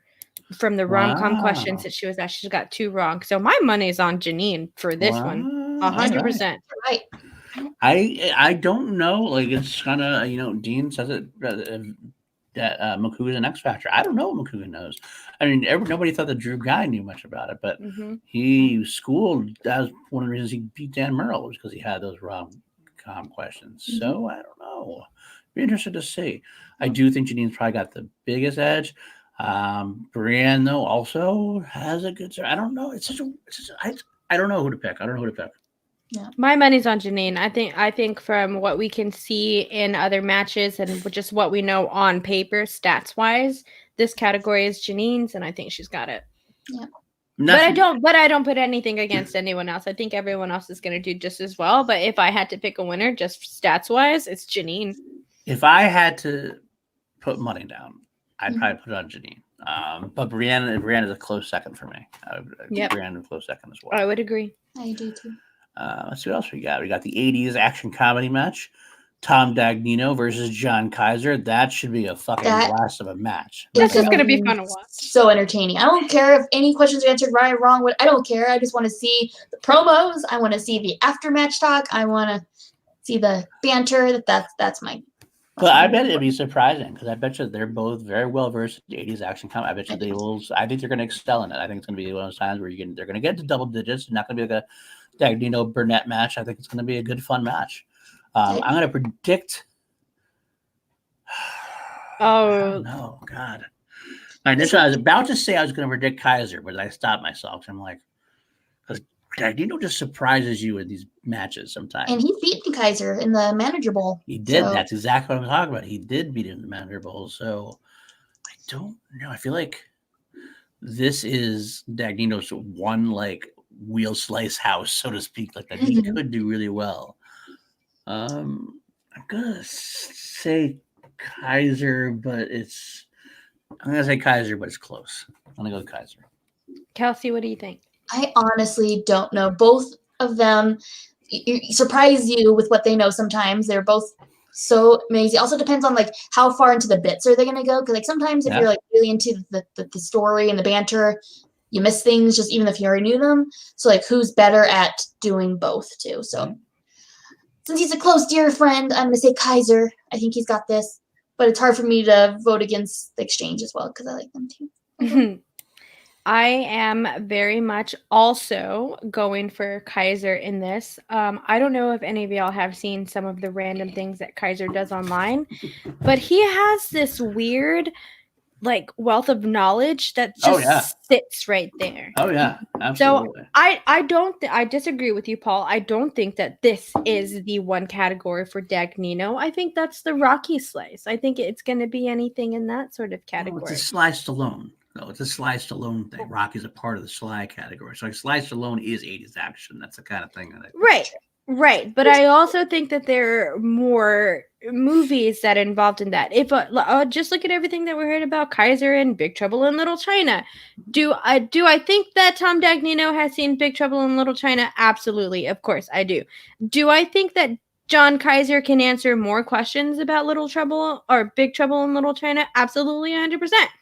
So I have Kaiser going for this, but either way, I think this is going to be a fun and entertaining match, and I think this is really where we're going to get to see Kaiser kind of show his true colors here and show how great of a competitor that he can be inside of the Schmoedown. So if you visited China, would you be Little Trouble in Big China? I would be Little Trouble in Big China. Absolutely. Danny's absolutely Little Trouble. Exactly. And that might have been how I said the movie the entire time that I said it without actually realizing it. So who knows? Kaiser is secretly one of the most intelligent humans alive. I actually bank on that. I do too. Just listen to Kaiser talk sometimes. He's ranting and saying some stupid shit, but he's smart about it. Finstock makes things happen. That is very true. Hi, by the way, I just want to say hi to Salvador and Navarrete. I haven't seen you in our chat before, so welcome. I'm glad. Hello, Salvador. So there you go. Hola. Thanks, Jerry. Jerry, stop giving Paul pats on the back. Paul's butt. He's already got an ego. Oh my god, y'all. Oh my god. He took over my show. Paul took over my show. Like what kind of? It's now the Kelsey show, as it should be. Yeah, we're just gonna do that over now. Boo! Nobody wants that. All right. Should I put that? No, I'm gonna stop before Danny yells at me. I could have done better. I could have kicked her right out. I could have done that. But you'll have done that. No, you didn't. How dare you kick out Danny? You don't control me. Big talk after this show. I know. Yeah, we don't need double penalty. That's true. That's true. No. I don't want to do that. I don't want to press to do that. That was horrifying. I had to do something. I had to keep everybody entertained. My eyes melted for a second. I don't know how I can see today. I had to see 3 Pauls on my own damn stream. Mm-hmm. One's plenty. Amazing. You're such a lucky girl. Next exhibition. Wow. That's impressive. That look said so much. The next exhibition match, my dear, it is Christian Harloff versus John Roca in the Rocky Championship match. I'm so pumped for this one. I really am. I am as well. I got to go with Christian. I think Christian wants this thing bad. It's one thing he's been loving when he won the belt before. I think he wants it, and I think Roca might be too distracted by the other matches. I think this is going to. I don't think Roca is going to be distracted by the other matches. I think he's going to put just as much focus onto this as anything else. Because for me, ultimately, what this comes down to, and I just love to see shit like this. I'm sorry, y'all, but this is going to be a battle of egos, and I cannot wait to see that. Like John Roca's ego is way up here, and we all know Christian Harloff is extremely proud, and you can just see it in the man. So it's right there. So I think these two are gonna they're definitely not gonna act like this match is gonna mean a lot to them. But I think deep down, both of them really want to be the winner of this match. And I think Harloff is gonna take it. I think Harloff is gonna want to show, like, hey, you dumb assholes, I still got it in movie trivia.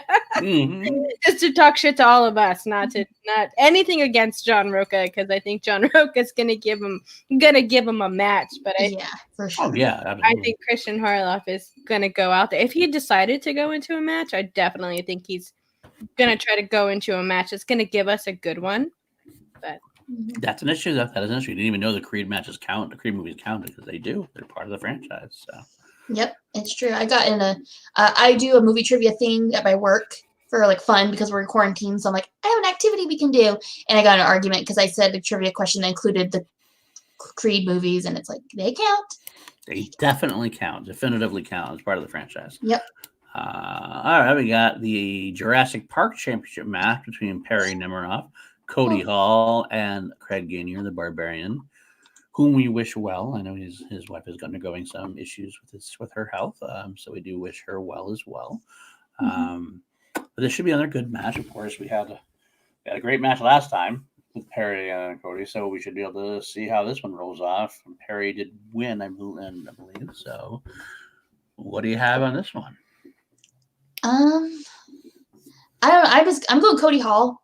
I think he's got it. I think after the last match, he's probably had some time to brush up a little bit on them. I think he's got some fire with that. So did he though? He's a brand new dad. That could be. And you know what? You might be way more well versed in that than I am actually, because that's what you're just about to tell me right now. When you have babies, you have to get up in the middle of the night and feed them, and to stay awake, you have to watch something you love to keep you like awake.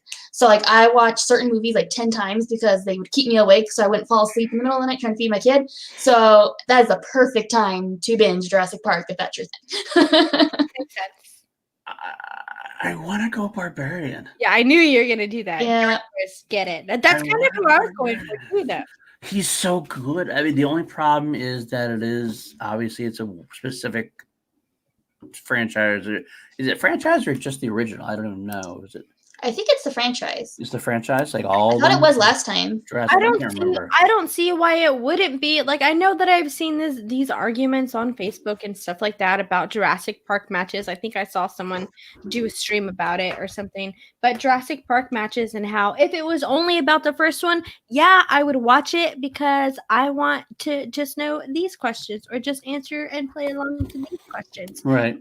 Like me as a huge Jurassic Park fan, y'all, huge JP fan, I want to see everything about the franchise because I'm not a fucking fake fan, and I'll be fine with everything else inside of the franchise, okay?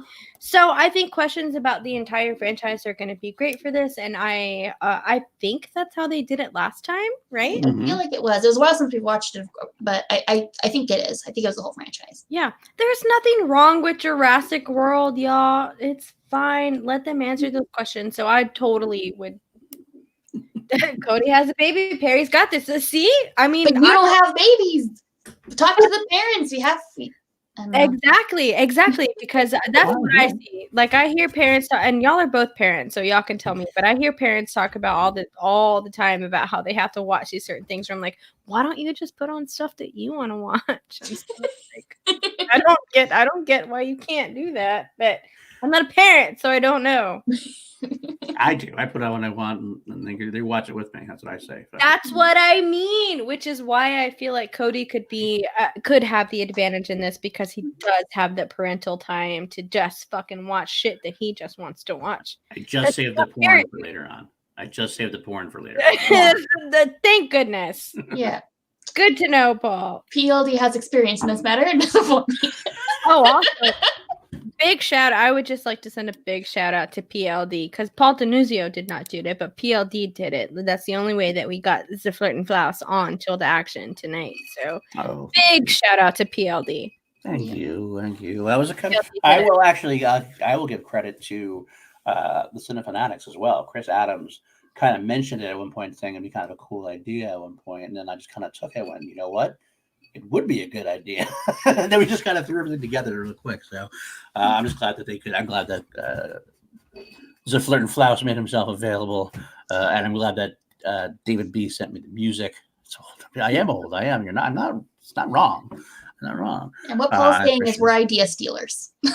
Christian approved. No, there was a little bit of both, a little bit of everything. It was like I did make sure I would talk to Christian, and Christian was okay with it as well. So that was it was good to have. It was fun. That was fun. I hope y'all had fun with that. I hope y'all had fun with that. Yeah, I gotta admit, I will admit now that like I was a little nervous about this one because the whole idea is we usually do so much research for chilled action episodes. We go through all these backgrounds, all the different things they do in their life, and this was all very much improv based on whatever we were talking about at the time. So we just had a couple of stuff on the top of our head. And I was like, are we about to fill like an hour of this? This was such a weird opposite because usually it's the opposite when it comes to chill shows where Paul is super chill and just like, no, like we got it. I'm like, Paul, do we have this? Do we have that? Paul, or is this okay? Blah, blah, do. Like where I'm going everywhere asking all of these questions. And Paul is like, it's fine, Danielle, chill. And that's how it was today. Paul was like this and that. And I was like, Paul, you're good. It's fine. But I'm glad. Thank you, Samantha. I'm glad you thought it was fun. Thank you. Yeah. Seemed like everybody was enjoying themselves, so that's a good thing. So we're just trying to keep ourselves busy during this time. It is 12:05 where I am. So happy holiday to everyone who knows what I'm talking about. What are you talking about, Danny? I have no idea what you're talking about. wait 1 second. Let me just put just change the logo just for a second. Just change the color just for a second for you. Oh, is this what you were talking about? This is what you were talking about, was it? Yeah, that's all I'm doing. That's all I'm doing for now. Okay. Oh, okay. I was totally off on something. I still don't know. Did I get a chance to see what you were talking about? I'm sorry if I'm hijacking this, Kelsey. I'm so sorry. Oh, you're fine. Yeah. Yes, I thought so. Was it DJ Floby? Yeah. No. The intro video is the thing I was talking about. Oh, okay. Jake's intro video. I've already seen it though. Oh, I didn't know you had seen it. It's on my fucking drive, Paul. We all have access to that, Paul. I didn't know you downloaded it during. Okay. I have to set the stream up. Yeah, but you don't use the intro video. No, that's the picture. Yeah, we're talking about the into the music and stuff. That's all. Well, to be honest, that was a surprise for me. That really was. That's what I meant. Because I thought I'm so glad that all of y'all get this behind the curtain right now. But I thought the entire intro music was going to be the Flouse's music because that was what I had got from the conversation. So when our regular chill music started, I was like, all right, that's cool. And then it remixed. And that was Jake. the best thing ever. Thank you, Jake, for that, by the way. Yes, I know we all have access, Jake. I didn't know she actually downloaded and played it. That's a different thing. Right.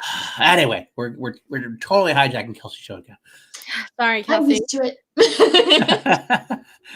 What other matches we got? We got the new releases championship match between again Perry Nemiroff, Brendan Meyer, the kid who I miss. I haven't seen him in forever. I know. I'm so excited to see him. I miss him. Dan Murrell and Paul Oyama. I have no idea who's going to win this one. I don't either. No idea. I mean, my money almost always has to be on Dan Murrell as a default because he's so damn good about stuff and he does a lot of new releases stuff. But I don't know. They all do to a degree. And Paul Oyama just knows everything. So, I mean. I'm going to say the kid. That's where my vote's going to go. I think. Keep going, Kelsey. I was going to say, it's been a while since we've seen him, but I just have a feeling that it's going to be him. Maybe I want him to win because I miss him and I haven't seen him play for a while, but that's who I'm voting for. No, you don't, Jeremiah. Your love for Oyama is as well known as my love for Ed Harris. So. That's very true. I will be honest, I did not hear what exhibition match you were talking about because I was looking at the chat and saw a very offensive chat response from Garth. No, that is not what I'm celebrating, Garth. So please tell me again, what exhibition match is this? That's the new releases championship. New releases. Okay, and then it's going to be the kid. Murrell, Oyama, and Perry Nemiroff. Oyama and Perry Nemiroff. Ooh, I think Perry is a dark horse in this because Perry does a lot of work with movies. Mm-hmm. So she's definitely up to date on new releases. I don't know, y'all. My money might be on the kid or Oyama, honestly, really. It could be any of the four, really. It's hard not to vote for Murrell for me, but I could go either way. I mean, it's the same thing for Murrell. That's what he does. That's his job. Movie news. Same thing with that. I mean, that's what they all do. Ooh, Ooh, that's gonna be a good match. It's Yeah. gonna be really good. Ooh, that's gonna be a really good match. Damn it. I feel like that might be my favorite one so far. Ooh, y'all just put me in a mood. That's gonna be a good match. Let's see. Another good one, possibly. The Marvel Cinematic Universe Championship match, the MCU match. We got Eric Zipper versus Winston Marshall actually playing versus Jay Washington versus Sean Gerber. Oh, see, I mean, we all know what Sean Gerber can do. Sean Gerber is the GOAT at MCU. I'm picking Sean Gerber hands down. I don't think any of them are going to beat them. Jay Washington is a okay player in Intergeekdom. Winston is a better manager than as a player, so admittedly. Zipper is good, is great, but he's a little inconsistent. So I think it's going to be Sean Gerber and a landslide. I mean, I think Zipper is the only one who can really give him a run for his money. And even then, I think it's not. I don't think it's going to be that much of a run. I think it's going to be Gerber and a landslide. Yeah. My own fun. Let's see. Lord of the Rings Fatal 4-Way. I'm excited about that one too. With Robert Parker, Alex Damon, Ben Goddard, and Kevin Smets. So we get to see a little preview of Smets versus Parker. I know. I'm so excited about that. Now I don't know who's gonna win that one. I don't know. I don't have any sort of set. I'm gonna pick Smets, but I think I would not be surprised with Parker. It's not gonna be Ben. I don't think the Bandit's gonna do it. I don't think Alex Damon's gonna do it. So I do think that it's gonna be down to Smets versus Parker. Okay, so for as much as I know about Goddard, Me too. Me too. I wish Rachel was playing. Yeah, me too. Same. Rachel versus Parker and Smets. Ooh. That would be so crazy. But I do think that for as much as I know about Goddard, I think Goddard has a pretty decent chance inside of this. But we also don't know Goddard that well as a player. We know Kevin as a player. Anyone who watches fan leagues knows Parker as a player, and especially knows that like Parker's nickname in the fan leagues was the Hobbit. Parker knows the trilogy. Like I have no questions when it comes to Parker and the Lord of the Rings trilogy. Same thing with Kevin, because I know that Kevin knows those movies inside and out.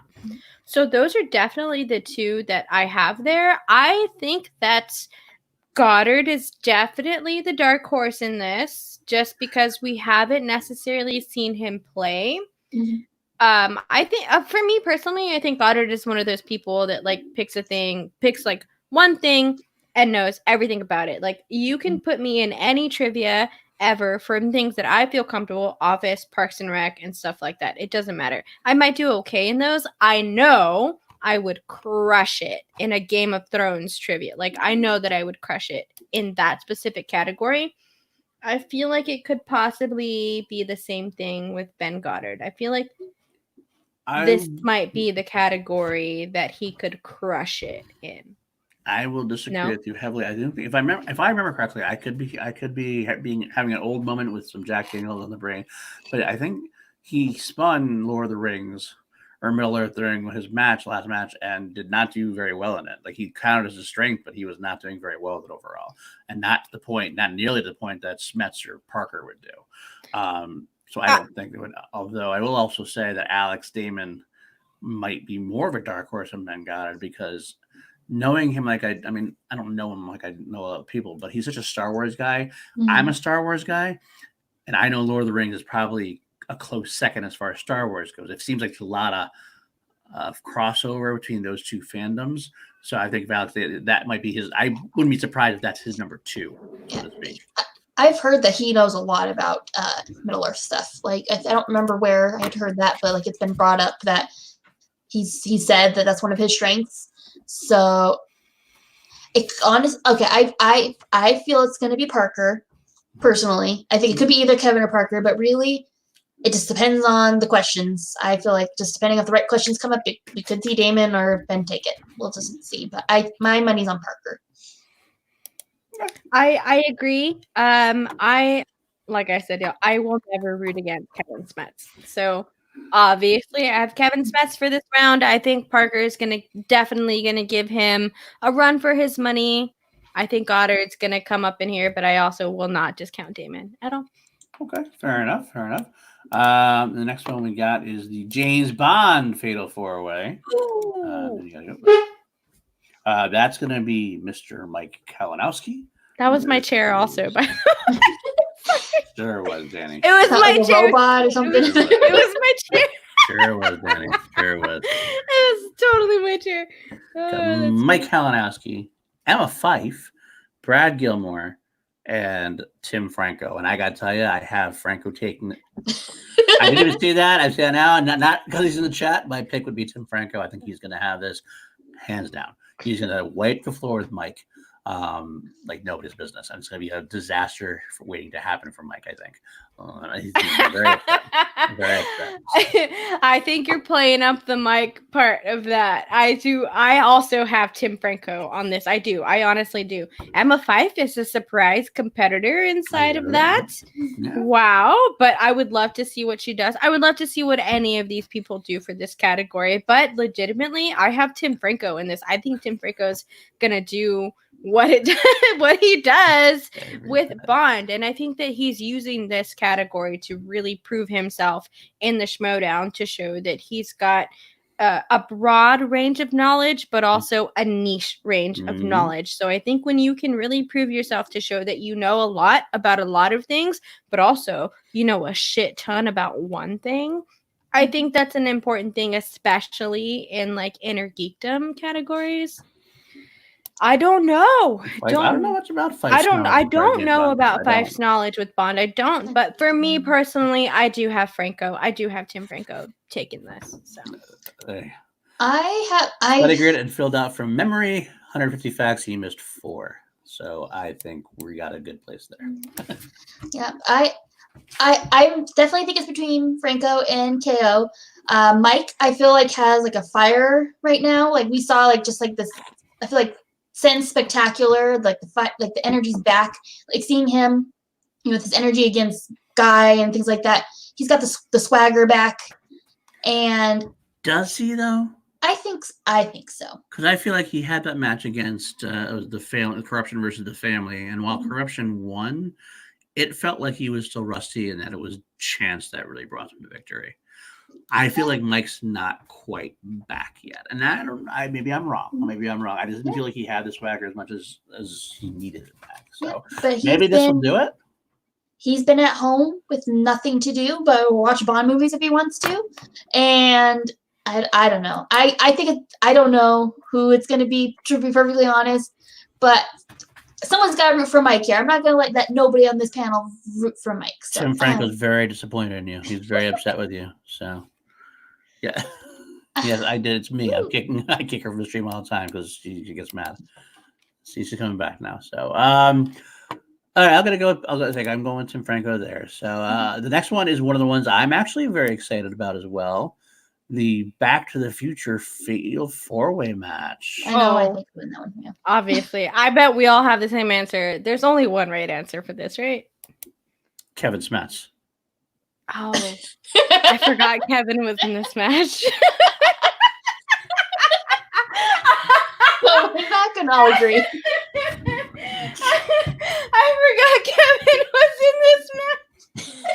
Oh, I'm sorry, Kev. I'm super sorry, my sweets. I totally forgot you're in this. I got it. Frank Janish versus Kevin Smets. The link I have here says Jay Washington, but I don't know. I forgot Frank was in this too. And Brad Gilmore, the man wrote a damn book. I'm going to pick Smets, not only because I pick Smets, because I have a bet going with Josh Estes from the Finstock Exchange podcast.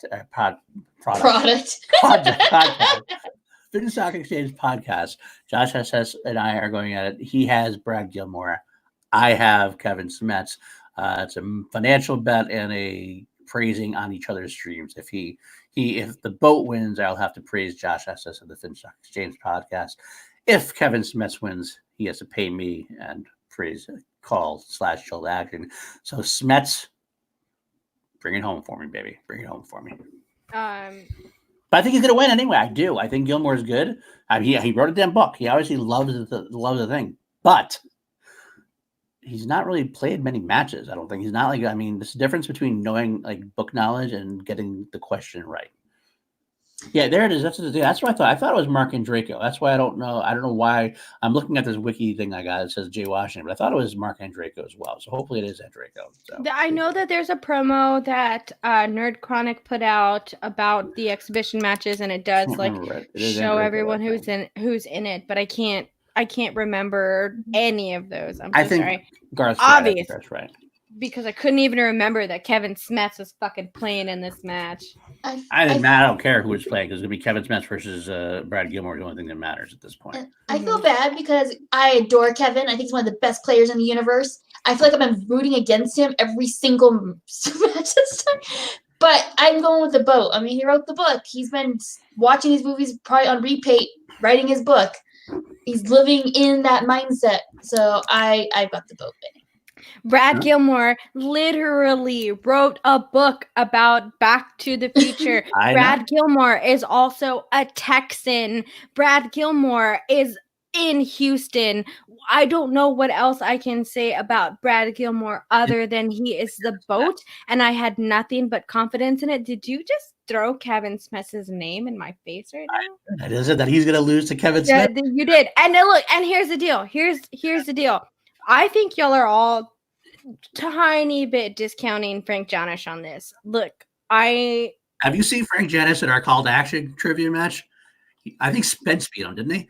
I think Spence beat him. Let's be honest here. Frank's going to go down quicker than a $2. That's what I think about that. I mean, I think we all know where I fall on the Frank side of things, but for the most part, I think he's gonna do okay in this trivia match. I don't doubt Frank's knowledge when it comes to Back to the Future specifically, because I know that he does know this movie very well. This is wow. If this wasn't a match to rack my brain, then just so you know, I'm just teasing Frankie Numbers. I love Frankie Numbers. He does do a good job Back to the Future. I'm just busting his balls in that one category. But Garth McBurry says, Evan Knapsack wrote a Star Wars book. Could he beat Alex Damon?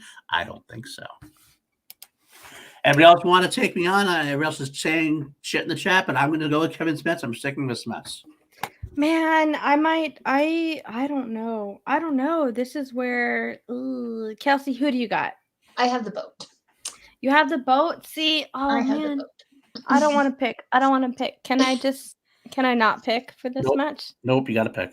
And I'm going to hold you to it. A four-way tie. It just goes indefinitely forever in the final death until we're like, okay, we just can't do this anymore. All right, I just said it in my head. I said, all right, it's basically picking Texas against Kevin, and I'm sorry, Kevin, but I got to go with Texas. So I'm going to go with the boat. Voting against the Action Army. That's all I got to say. What? No way. You were against the Action Army. No way. Oh, Buckingham, get out of here, Buck.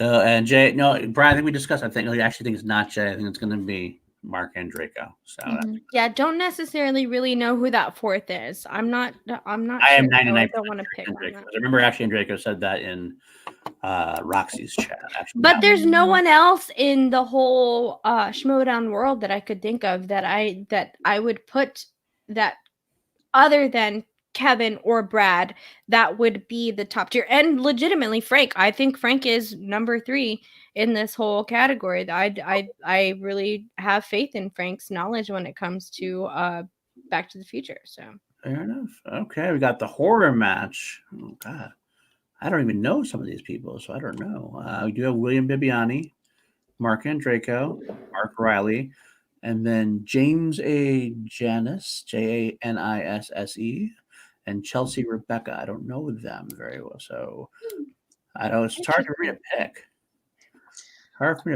But that's hard. I know I have the two that my mind immediately goes to, but trying to pick between them, I don't know. Maybe it's hard to vote against Bibbs in that category. Bibbs seems like he's kind of you'd be very knowledgeable in that. Mm-hmm. And Draco, I know, is knowledgeable in horror. Riley is very knowledgeable in horror.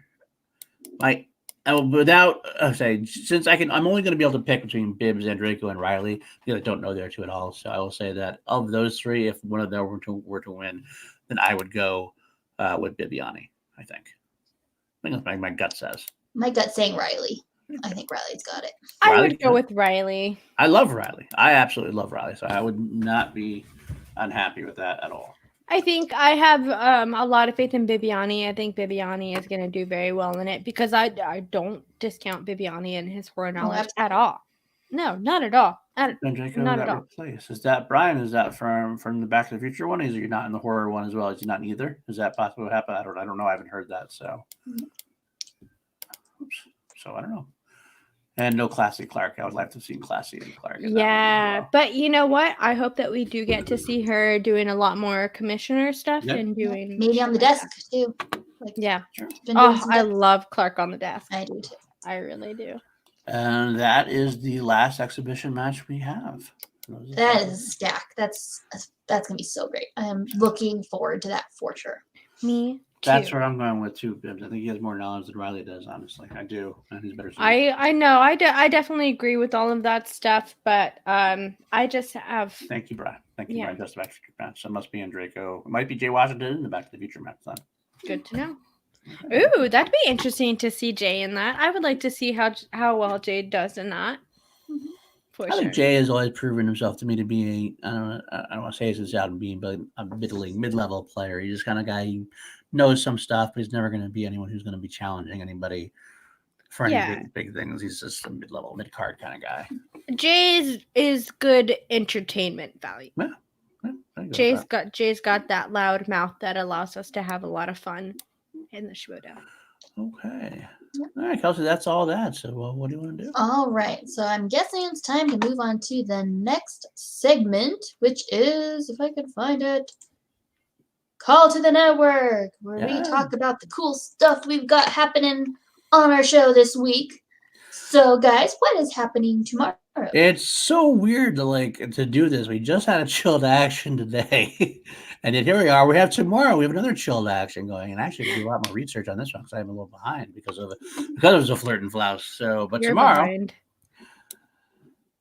Brienne Chandler, Miss Movies will be on chilled action, and I will share something humorous that she sent me a message earlier and said, "Wait, I have to follow the FLERTIN FLOUSE." That was not in our original contract. Not in the contract. Not in the contract. So I had to say that, at least she'll class up the joint after we made such a price out of all of us. That is right. I am ready for some movie therapy. This is going to be fun. Miss Movies Brienne has been a staple inside of the Schmodown for a very long time. Very much so. And is an amazing person overall. She's very sweet, very nice, very easy to talk to, wonderful person. So I cannot wait to talk to Brienne Chandler, Miss Movies herself, on Chill to Action tomorrow on Monday at 10:15 Central Time. Come and hang out with us. No one uses Central, Danny. It's fucking Central. 8:15 Pacific or 11:15 Eastern. Anything else times-wise don't exist. Mountain Time, Central Time, they don't exist. They're not real times. They're not real people. It's Central Time.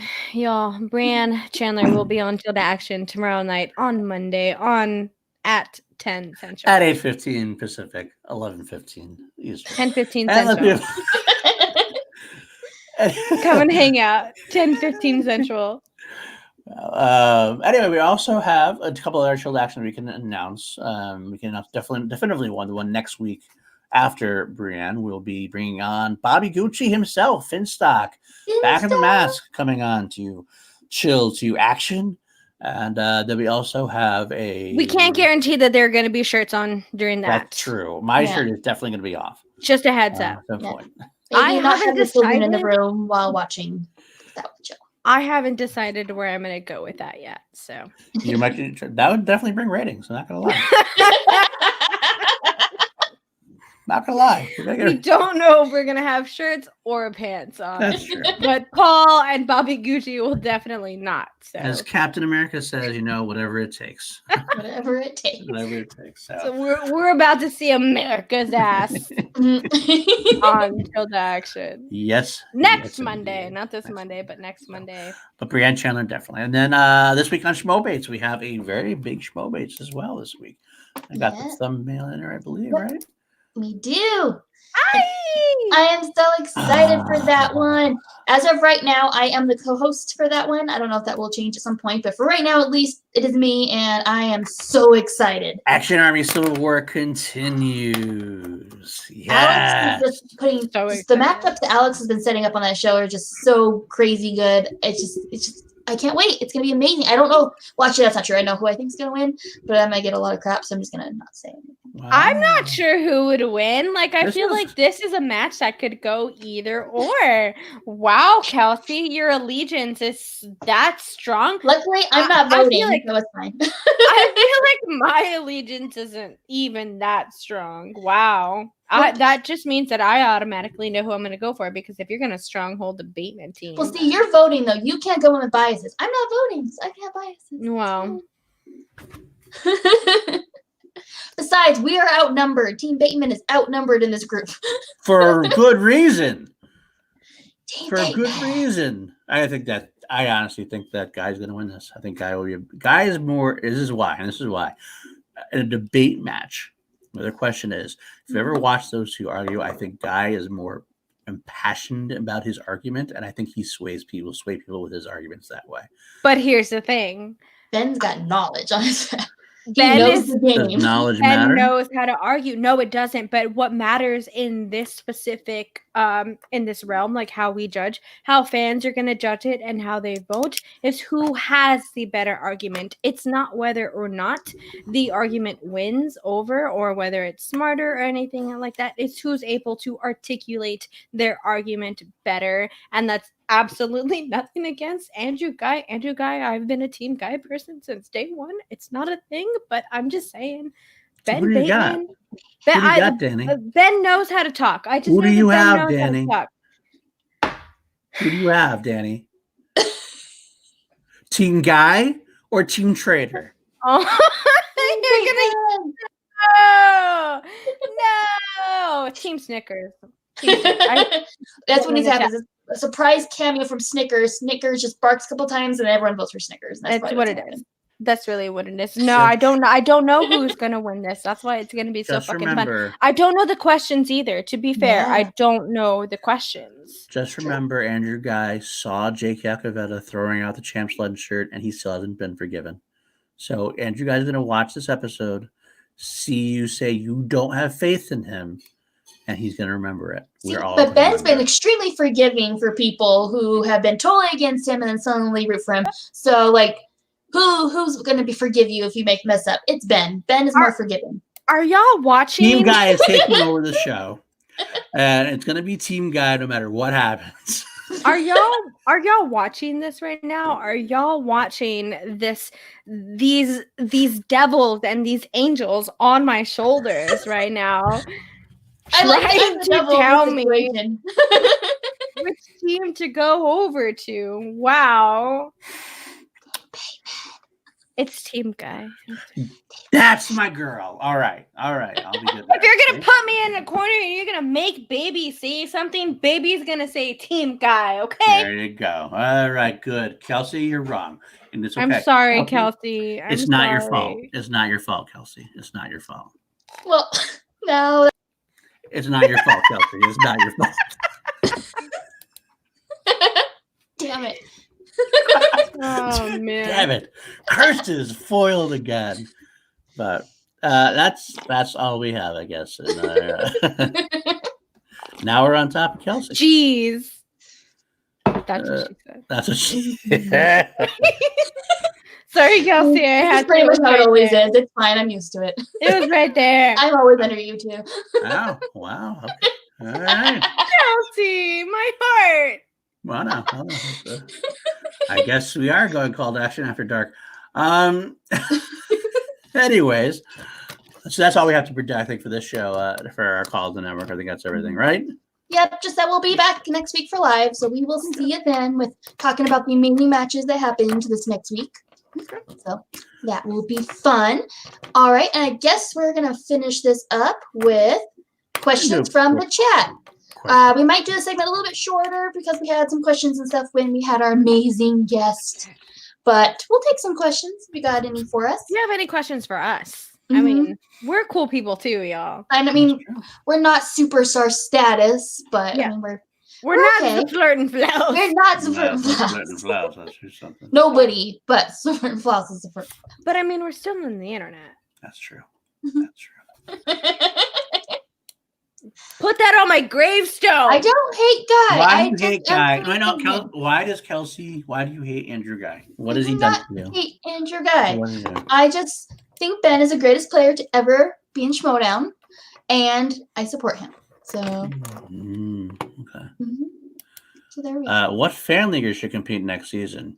Honestly, we don't follow the fan leagues. I don't follow the fan leagues. Yeah, we're not necessarily the ones to ask fan league questions for. We try to as much as we can, but definitely Adelaide or Alex, those are people who to ask those fan league questions for. Absolutely. Definitely want to check more out from the fan leagues. We do have a show on this channel. Adelaide does the show called To the Fan Leagues, which is, if anyone else is interested in that, definitely check that out. Fan leagues are not our type. Sorry, everyone. There are two devils on Kel. That's true. We are both devils. That is true. You're trying to corrupt me, guys. Help. Question of the week. How much does someone have to pay us to shave our hair? $100 billion, and then I'll consider. I don't look. I would not look good bald. So don't. There's no amount of money that you could give me that would be fine with that. You would have to consistently be paying my bills for as long as my hair is that weird length. So that would be the only way that would work, is if it was on contract that you would pay my bills for as long as my hair is growing out. So for me, it's a lot easier. I just say, make me an offer. I don't know. Exactly. You can fucking give Paul $10. His hair will grow back. Yeah. This took years. This took 7 years. Do you know how long my hair is right now? This is how long I have to stand up to show you how long my hair is. And you can't even see it. You can't get me to shave my head bald. That's all. Yakavetta, Paul, do you feel better after throwing me into the fucking bus? A little bit. Always. Always. What do you expect from Paul? What do you expect? It's not like I said something, but it's not like I mentioned that you didn't call Janine part of the Action Army or anything like that. It's not like I mentioned that at all. I just talked about something different. Paul, what is my favorite Flouse song? I love the one that DJ Floby played today, and with his voice in the background. I got to be included in a song. I am now in a song by Flouse and Floby, and it's just it is canon now.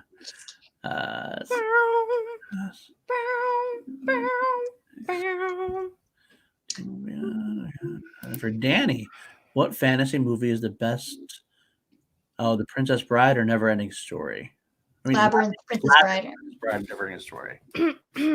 Ooh, those all have very deep cuts for me as a child, because I think I watched them all, including Willow, into that category like around the same time in my life, very early. Princess Bride is one of my favorite movies, but I will have to say Labyrinth. I will pick Labyrinth over all of them. That movie caught me at a very particular time in my life. I found that movie out by myself. Labyrinth was the first movie that I can ever remember discovering. No one told me about it. No one in my family was into it. It was something that I found. I honestly can't even remember how Labyrinth came into my life, but the Song of the Babe and stuff like that, Jennifer Connelly, David Bowie, the Labyrinth definitely it's the Labyrinth. It's a Labyrinth. I get it. But I will do a Watch the Book episode about Princess Bride at some point. So yes. Part is just a listen for all of us, I guess. Point Break or Fast and the Furious? Point Break. Pardis, I'm so sorry. You know I love you, my dude, but it's Point Break. I hate Fast and Furious. I've seen 2 of the movies, no interest. None. It is Point Break by far. Although I will say that as Fast and Furious goes on, it does get a lot more entertaining. It's much more ridiculous. You got to be in the right moment for it, but it's basically a superhero movie without being superheroes. It's funny as hell, but it's ridiculous, and it's definitely Point Break. Unless you mean the 2012 Point Break, and then I would give it to Fast and the Furious. 100% over that, no matter what. Now, Middle Earth Media, what is your favorite movie starring Robert Downey Jr.? It's my He- favorite movie. Isn't one of the main people in it? I mean, he's sort of, but if I don't know if you've ever seen the movie Wonder Boys, I have a weird love for that movie. And he is in that movie, and it's great. You should check it out if you haven't watched it. I will say either. I don't want to say any Iron Man movie. I think it's too easy to say. Yeah, that's how I feel too. Either Sherlock Holmes or Kiss Kiss Bang Bang. I don't know. I genuinely don't know. Kiss Kiss Bang Bang was the first movie that came to my brain. But I don't know. All right. I'm gonna have to watch some Downey Jr. movies. Dan, any chance of a Schmo-based rematch between Garth and you? Woo, Garth. Woo, buddy. You ready for this rematch, bruh? You're gonna have to talk to Alex about that, though. But seriously, We have no say. we have no say when it comes to Schmo-based. We don't. Just like no one has a say when it comes to chill, we don't have a say when it comes to Schmo-based. So we'll talk to Alex about that. Hopefully we'll get that in there soon because I'd love to defend my title, y'all. Me too. I want to know also. Anyway, Jeremiah Morris, when are we getting a Star Wars match on C2A? Who the fuck is gonna compete in it other than Paul? Jerry would jump on. He likes. I'd play. Kelsey, Maybe. Kelsey can absolutely. There we go. I might not win, but I'll play. I'd play if we do it. I would probably play an exhibition match of some kind. It would be. Ryan Nussbaum, who should Ghai partner up with? Well, it's obvious. It's a FLERTINFLOUSE. Flouse. We just talked about that. Who else? They perfectly balance. I mean, like they perfectly balance each other out. Their personality types. I mean, like can you imagine them on stage, their entrance with his music playing in the background? I would say, in all seriousness, I like to see him teamed up with someone like the family was a very big success because of the makeup of the team. It had Drew McQueenie has the Godfather, the knowledge, whereas Drew had the gamesmanship and the character that way. I think that's a successful way to go. So we can find somebody like that. Somebody maybe like a Matt Atchity might be a good person for him. Maybe somebody like that, or maybe Jim Vejvoda or Vejvoda would be another type of person, but I know he's not on the same team anymore, not in the same team. But Faction. ones I would go with team factions. Thank you. But if I had to pick somebody, I would say Atchity would be a good choice. Unless honestly, let me real quick say this: it's Ben Bateman, but that's far in the future. That was gonna be my answer. That's the fantasy one. So That is the answer there. That is the answer. Other than Flouse. Yeah, Andrew Ghai and Ben Bateman as a team is probably the best outcome that I think any of us can come up with. But I think him and Janine would do well together. I know that if a lot of people saw anything that why Andrew Ghai kind of stepped out of the rom-com matches is just because he doesn't necessarily feel as confident as a lot of people assume that he is in that. And I think that that's just true kind of CYA, like cover your ass.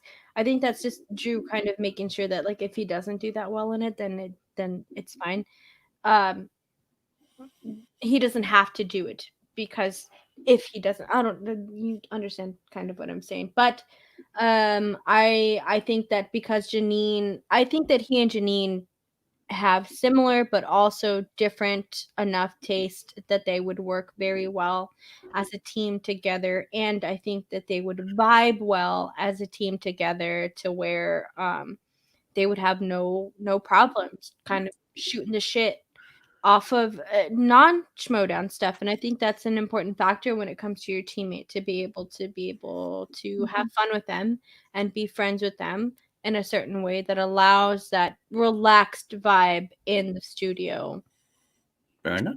I agree. So I still think that he and Janine would make a great team together. Yeah, that was gonna be mine. It's like I want him back with Ben. I want Team Action reunited. I want to see my daddies get back together again. Like just kiss and make up. It's fine.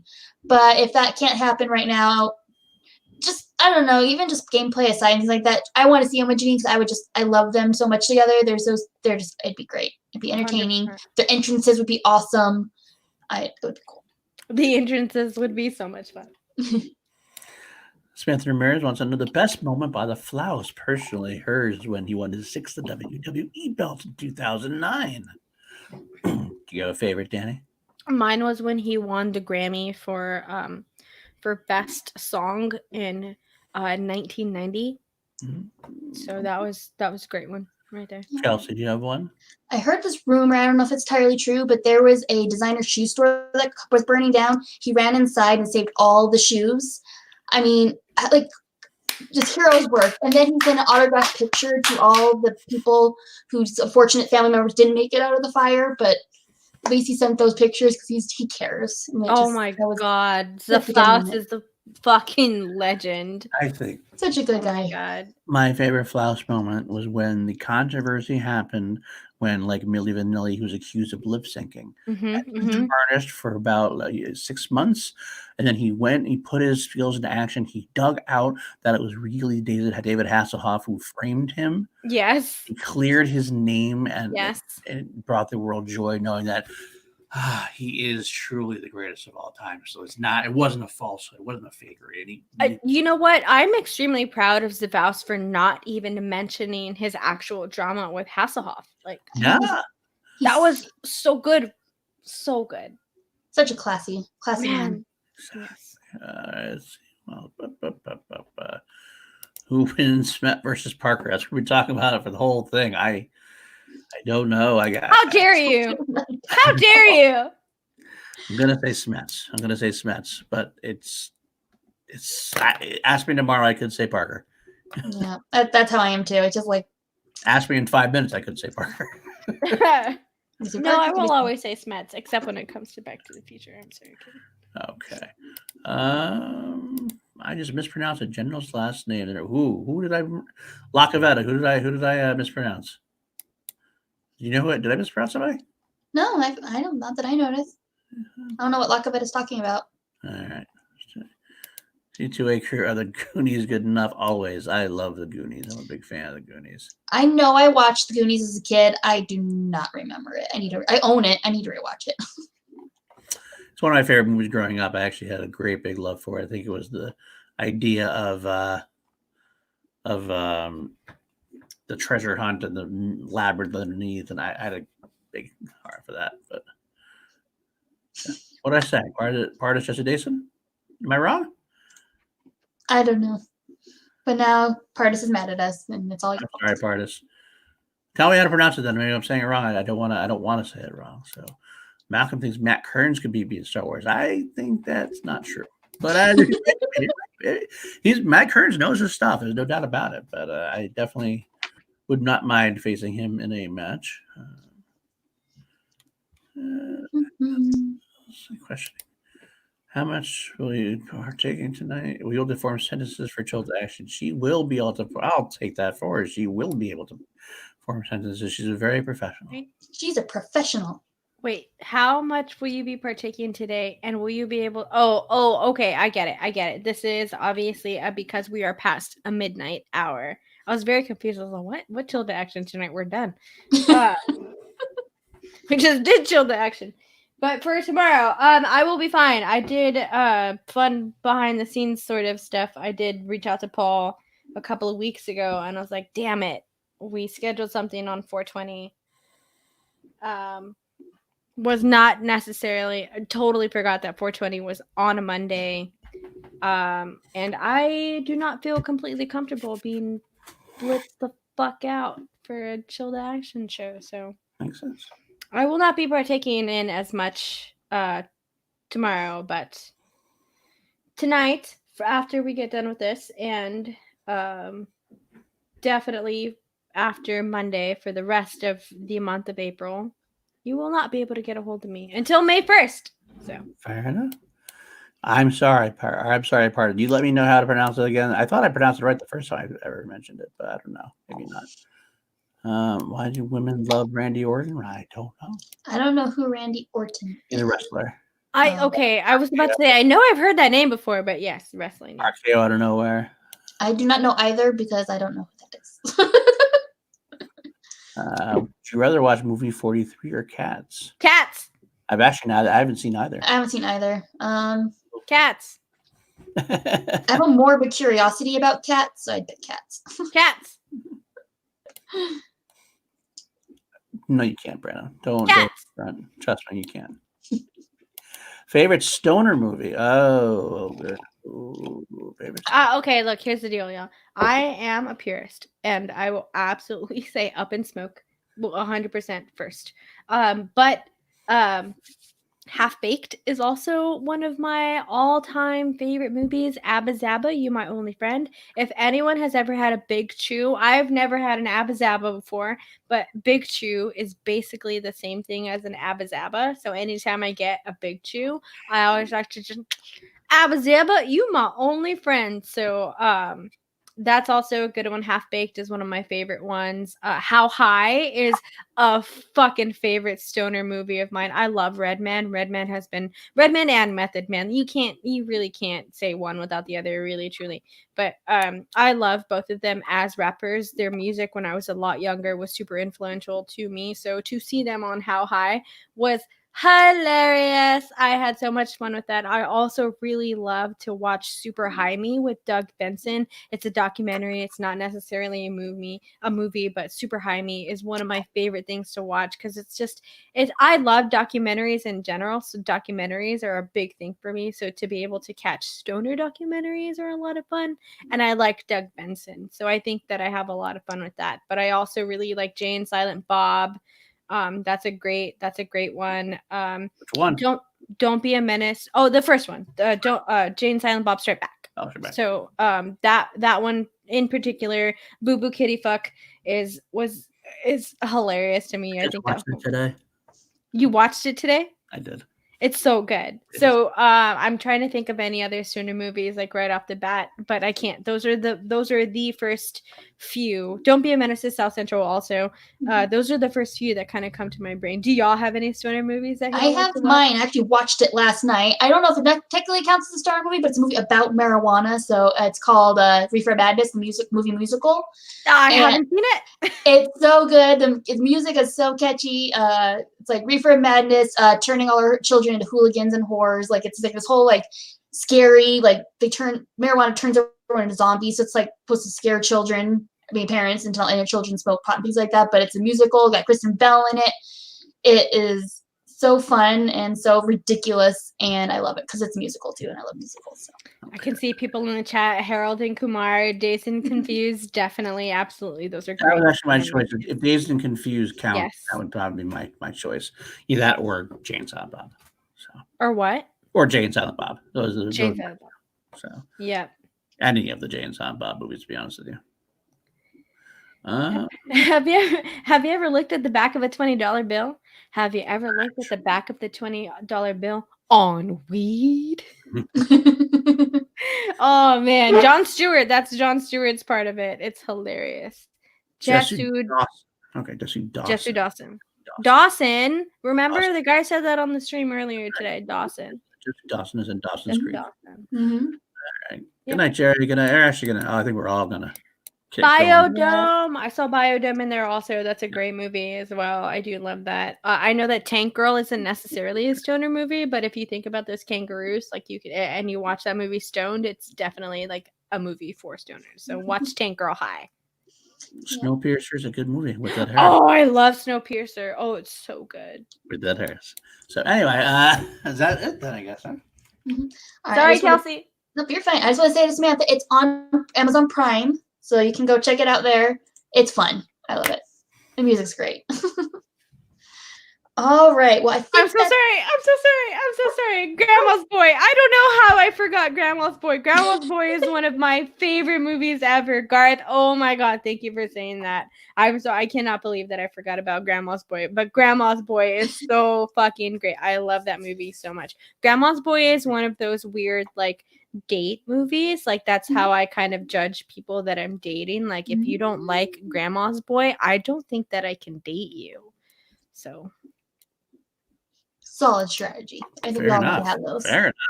no one, y'all don't have. I feel like that was just like no one else has that. No one has a Um, movie that they put on to judge other people. Not that I can Star think Wars. of, but I think mine's mostly Schmodown. Like I will like talk about it and then show them the trailer. If they don't seem to show interest, and I'm like, well, this is not gonna work out. So, but that's a solid strat. Like I said, I gotta think of what my movie would be because that would probably be helpful. All right. Well, I think that is all the questions in the chat. Thank you so much for joining us this evening. This has been a spectacular evening. I'm not gonna be able to sleep tonight because I'm just like buzzed from the excitement of the Flute and Flouse. We had him on our show. Flouse. All right. Well, thank you so much for joining us, and let my amazing guests plug where you can find them. Paul, where can people find you?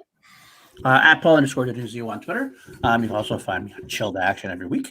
Also, you can find me on Class Action every week. Show I do on the Action Industries YouTube channel with Richard Eric Jarvie. And I will announce now, I believe it's going to be May 3rd, but I'm not positive. We'll be doing a live stream with Class Action. Myself, Richard Eric Jarvie, and guests, Matty Kearns, and Mark Ryan. And we'll be doing the ranking of the live action Superman movie. So, Oh yay! that should be a lot of fun there. I'll let you guys know more about it when I get closer, when I solidify. I know they're definitely coming on. It's just the date and the time are not quite hammered home yet. So, and one more thing, of course, I do PLD projects, my own YouTube channel where I do a show about Star Wars, a show about V. I'm going to start up the Haircare soon, and I have one more show in the works. Going to be entitled "Not That Bad." I'll just leave it like that for now. So, Nice. Ooh, I'm intrigued. Can't wait to find out more about that. All right. And Danny, where can people find you? What's up, y'all? You know me. You can find me on Twitter at DannyJoy, DANIEEJOY. You can find me there. You can also find me here every Monday on the Call to Action Network doing Chill to Action with my favorite co-host, Paul Denuzio. So find us here tomorrow. We have Brianne Chandler coming on for Chill to Action. We have Bobby Gucci coming on the week after that.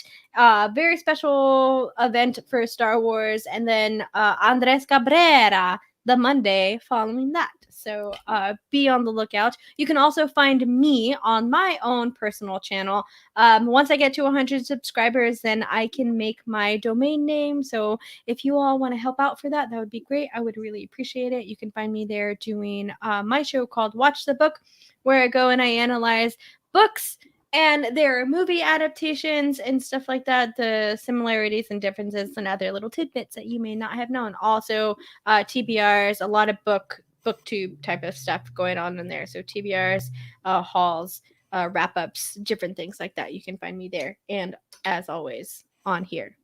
Woo! indeed. All right. And you can find me at KelseyKins90 on Twitter and Instagram. Also run the Call to Action Podcast Instagram, so you can interact with me there. TeePublic, we've got merch. So check that out if you need some new gear to wear, but you don't leave the house. You know, you just want to look nice in your house. You can order some stuff there. I also have my own YouTube channel.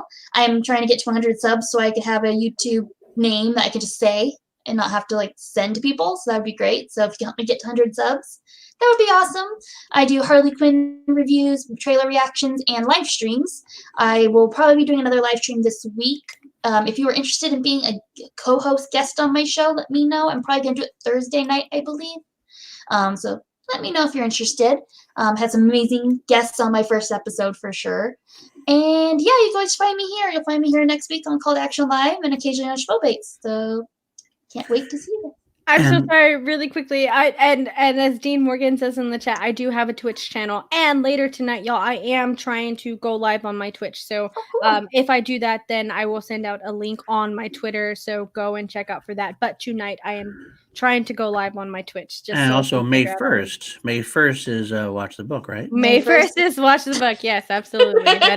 That is a set date. May 1st will be the very first episode of Watch the Book covering Big Fish. So make sure that you check out my channel for that. Not going to premiere. It's not going to be live. It's just going to show up on Friday, May 1st at 9 a.m. So be on the lookout for that, y'all. Salute everybody. All right. See you guys next time.